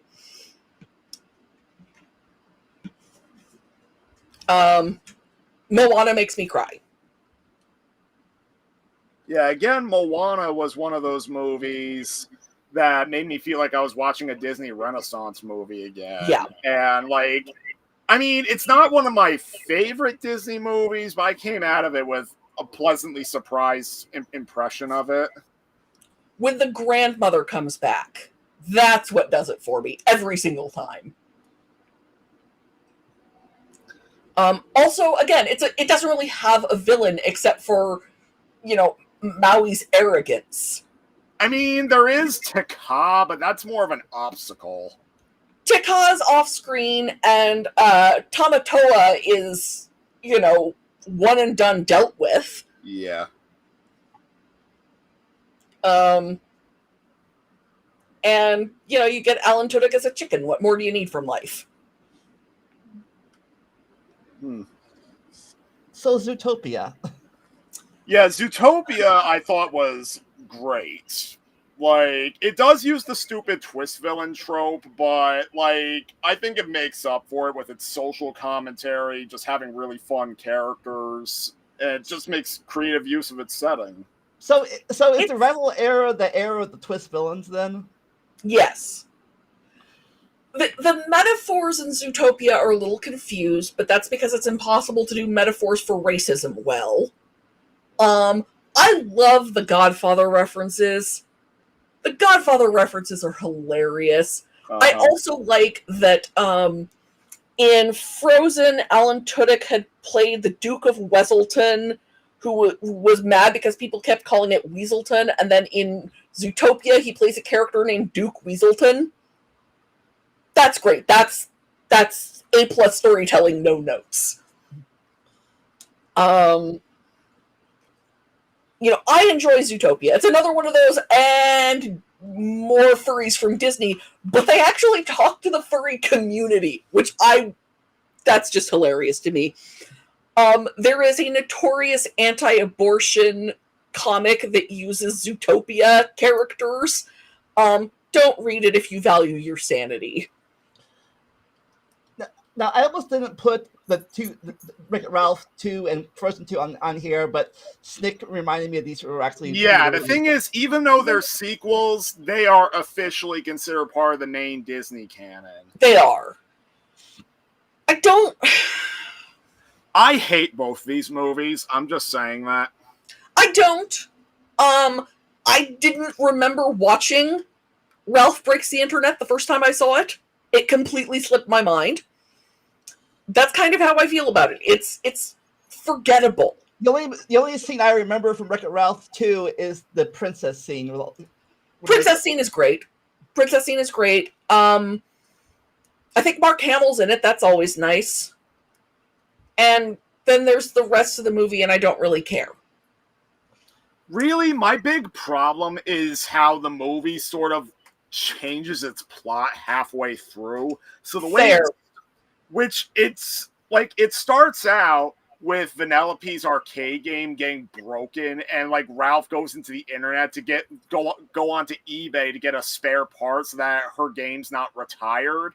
Then all of a sudden she goes into this other like hardcore racing game world, and she loves it enough to where she decides to stay. And then, of course, and then they try to turn it into this stupid, like, oh, don't cling to your friends message between Ralph and Vanellope. But the problem is that Vanellope comes off as a massively selfish jerk throughout this whole thing, while Ralph is still trying to bust his ass trying to save her arcade game. Yeah, because that's the whole point of the thing is I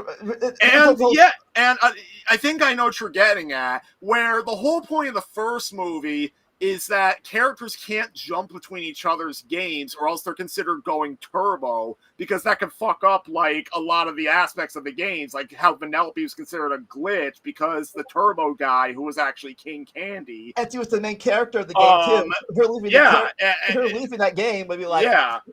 And so basically, Vanellope's doing the exact same thing that was considered wrong in the first movie, and they barely do anything to try and justify why it's okay for her to do it. I will tell you, the only final outcome of that movie that I like is how Felix and Calhoun end up being such great parents to all of the other kids from that game. That's funny. I like that. I like the princess scene. I'm probably never going to watch the movie again because I don't care. Yeah. And then we have Frozen 2, which is like... So, the thing with Frozen 2, if the original Frozen gave me the feeling of watching a Disney Renaissance movie again, Frozen 2 gave me the impression that I was watching one of the direct-to-video sequels. Fair. Absolutely fair. There are parts of it I like, there are parts of it I don't. I think I've only seen it once. I do love the rock and roll song.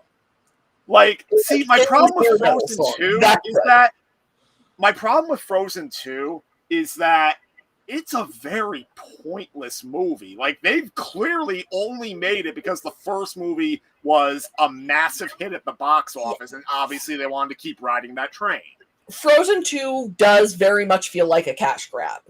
Yeah, and the funny thing is, like Into the Unknown, I think the song is. Yes. One thing that really caught me off guard is that there is a lyric where Elsa's like, my adventure's already done, what am I doing here? Yeah. Like, I just thought that was really hilarious that they were self-aware. Yeah. And the funny thing is, everybody goes on about Into the Unknown as like being like the big award-winning song. No, I thought her other song in the movie, Show Yourself, I think it was called, that one was better. So yeah. So is Frozen 2 supposed to be like Disney's answer to the Avatar series? Yeah. Yeah. That was their goal with it. And, honestly, from what I know of the box office, they mostly succeeded with that. But it's the Cars 2 of the mainstream Disney movies. What are we even doing here? Uh-huh. So, Eric, you've been quiet again. What's your opinion on the revivals? Eric, you still there? I don't know if he's still there. Go fast. Text him fast.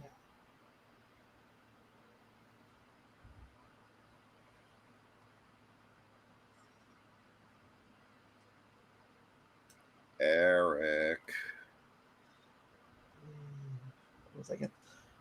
So I text them, wrapping up revival. What's your opinion? Again, lots of ups and downs. There's some solid movies here. Moana and Princess and the Frog are two of my favorite Disney movies, and I really love Big Hero 6. My kids really love Big Hero 6, which is nice. I like a movie that I can share with my kids that doesn't make me want to, run screaming from the room. But I don't even watch Wreck-It Ralph very much less, the two sequels in this bunch. Yeah, I do like Wreck-It Ralph. I think of these things, I think Wreck-It Ralph because I like it's growing up in the '80s video arcade games. I know the cameos. So I don't know if you noticed this, but when King Candy goes to open up the code vault in the game, which I always want to call Candy Crush, and I know that's not the name of the game, but that's what my brain says it is. So here we all are. But when he goes into the game and he enters the password, it's the Konami code. Yeah. I am not a huge gamer. Actually, I came out of Wreck-It Ralph talking about how Paperman was going to win Best Animated Short, but I noticed the Konami code. Yeah, I remember Qbert and the Russian from I think it was the Russian. No, not the Russian. Whatever. I forget who it was, but the hairy guy. Yeah. I like the support group. I really like the support group. Right. And the final current error people have deemed the streaming error. I'm just going to say of these. So here's the thing. I can sum up my opinions on these movies fairly quickly. Raya and the Last Dragon has some things to appreciate about it, but it horribly mishandles its message. Yeah. Strange World is pretty forgettable. Encanto is the only one of this bunch I actually like, and I have not seen Wish, but I've heard it's pretty bad too. I've heard bad things about Wish. I haven't gotten around to it yet. I really need to. I keep forgetting that I haven't been including it on my list of ones I haven't seen, but that's because it's in my head. It's not a Disney movie I haven't seen. It's a recent movie I haven't seen, and that's a separate list. Now, so the reason I haven't seen Wish is because at the time I was doing my binge, I was planning to cap it off with Wish, only to find out it wasn't getting added to Disney Plus for like another month. Yeah, I don't know why I haven't seen it. I have 2 young children, but I have not gotten around to it. Now, real fast, I might miss this in the thing, but wasn't there a movie, I forget if it was Disney or not, wasn't there a movie about, if I remember this wrong, about the guy, like the Mexican movie about the Day of the Dead movie? Was that a Disney movie? That's Pixar. Pixar. Okay. Which one? He's talking about Coco. Oh yeah, I love Coco. Oh yeah, same as well, and that whole thing where you think that one guy is his dad when it actually wasn't, that completely caught me off guard. But that was a plot twist that I liked, and yeah, Coco I thought was great. Sorry, I guess that my mic wasn't working. But yeah, for the previous era that we're talking about, sorry to backtrack, but yeah, there were a lot of good movies on there. My least favorite one would have to be Frozen 2, but it seems like we all agree on that. Yeah. But yeah, anyways, yeah, moving on to this era, sadly, all these movies bombed. So, I've written about that. I mean, not Wish, because Wish I don't think had come out yet at the time at which I wrote about it. But it's not fair to say that any of these movies bombed, simply because 3 of them were released into such a bad landscape for theatrical release. Raya, I think, was like right as the pandemic was hitting. Strange World and Encanto were both during pandemic. Like, it's hard to say, but Encanto's another one. I'm going to die on the hill that they nominated. Really, 3 of the other songs from that movie would have been better choices for Best Original Song. My 7-year-old worships Encanto. Encanto's of this era, Encanto's the only one I confidently say is good. Encanto is probably my 7-year-old's favorite Disney movie, full stop. Now there's recency bias there, but she adores it. I like it a lot too, after having seen it as many times as I have, given that I have a 7-year-old who really likes it. I like Raya. I actually just bought a Raya glass at Goodwill yesterday. I like Strange World, but it is forgettable. Like, the thing with Raya, its central message is trusting people, except the reason it horribly mishandles it is I forget what the other character's name is. I don't remember any of the characters' names, I have to admit. Other than Raya herself. Other Like, than Raya. There's like the rival character that like kickstarts like the whole conflict because Raya trusted her and she betrays her. Yeah. Well, here's the thing. The movie's big theme is trusting people, except throughout the whole movie, this rival character gives Raya every reason not to trust her. Yeah. I think there's an extent to which, really what the theme they should have gone with was you have to work together. Not working together makes things worse. That would have made it better, actually. Because that's really what the movie's about. No one group is successful alone. Yeah. So do you guys think... yeah, they got their message confused. Sorry, do you guys think that this era is going to affect the movie scenes with Disney Plus and stuff, until streaming it, the future, streaming era, going to affect the future? I still like going to a theater, and the thing is I think what's going to affect the way Disney handles movies is not any of these 4 movies. I think it's how Inside Out 2 is doing right now. And I know that's Pixar, but Inside Out 2 has won the box office 2 weeks in a row. Yeah. My kids are still pestering me to go see it. I want to go see it, but, you know. Inside Out 2 is fantastic, so... I really need to see it. The thing is the first one was my son's favorite movie when he was about 2 or 3, and I have seen Inside Out easily 50 or 60 times and still enjoy it. Yeah. I'm still discovering new and interesting things about it. So I don't expect to hate Inside Out 2, even if it's not quite as good. Inside Out 1 is top-tier Pixar for me.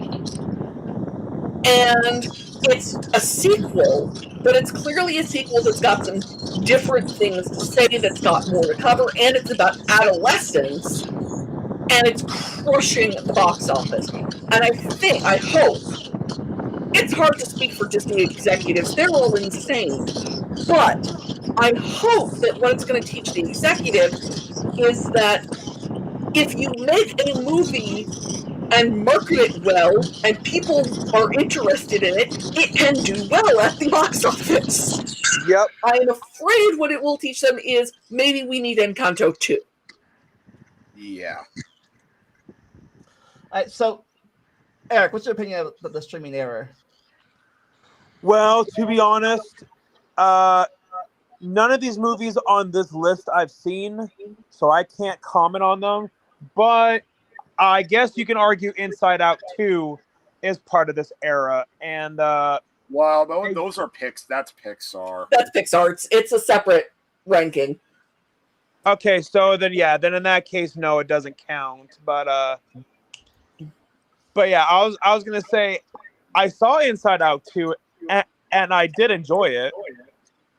But yeah, well, besides that, I've never seen any of these movies. Onward. That's also I actually Pixar. did. Oh, Pixar again. Oh, sorry. Yeah. Yeah, no, these are the only 4 of this era. And honestly, Encanto's a good movie. I would say of all these, Encanto's the only one really worth checking out. I like Raya. I like Strange World. I have not yet seen Wish. But if you're only going to see one of these 4, make it Encanto. So, of all these eras, what's your guys' era that stands out the most to you? And your least favorite era? For me, my favorite era is the Renaissance. Same as well. I'm going to have to go Silver simply because the 2 movies that I will not watch in the Renaissance do a lot of harm to the Renaissance for me. Fair. There's no movie I hate in the Silver Era. No movie that I find offensively created. And I can't say that about the Renaissance, because what were they thinking with Pocahontas? Well, Pocahontas was mainly the brainchild of Jeffrey Katzenberg. And, Oh, yeah, no. and was has a lot to instrumental answer in getting for. him kicked out, so... Yeah, well, Katzenberg and Eisner both have a lot to answer for. I mean, if we're talking trivia outside, Disney-related trivia in productions outside Disney, Shrek, in the first Shrek, Lord Farquaad was a caricature of Michael Eisner, and the thing is, Farquaad is a play on fuckwad. Yes. Oh gosh, I actually never even knew that, but now that you say that, it makes sense. Yeah. Yeah, I don't know if you watch Defunctland, but anytime Michael Eisner comes up on that show, and it's not that everything he did for Disney was bad, but Before we wrap this up, I just want to say, hey, only a third of you are subscribed to this channel watching here now. So, what's up with that? I'm subscribed. I think my son is too, and my daughter's going to at some point, she says. Sweet. So, I don't know if it's important or not, but I forget how the almighty algorithm god works, but there you guys go. They never tell you how it works. All I know it's worshipped by the YouTube church. But anyways, all right. Eddie, I didn't bring this up earlier, but technically it's the other way around, that demons have godly features. The classic Christian image of a devil is based on the imagery involved in gods like Pan and gods like Chernobog. It's not that the gods look like devils. It's that devils look like gods.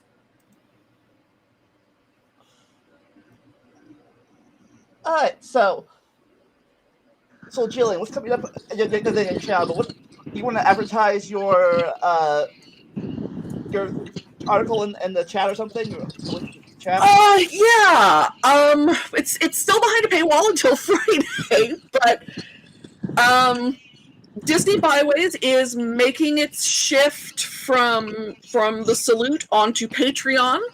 On the Media Magpies Patreon, it's going to be last week I did New Orleans Square. This week I've got Captain EO, and next week I've got the 86 re-release of Song of the South.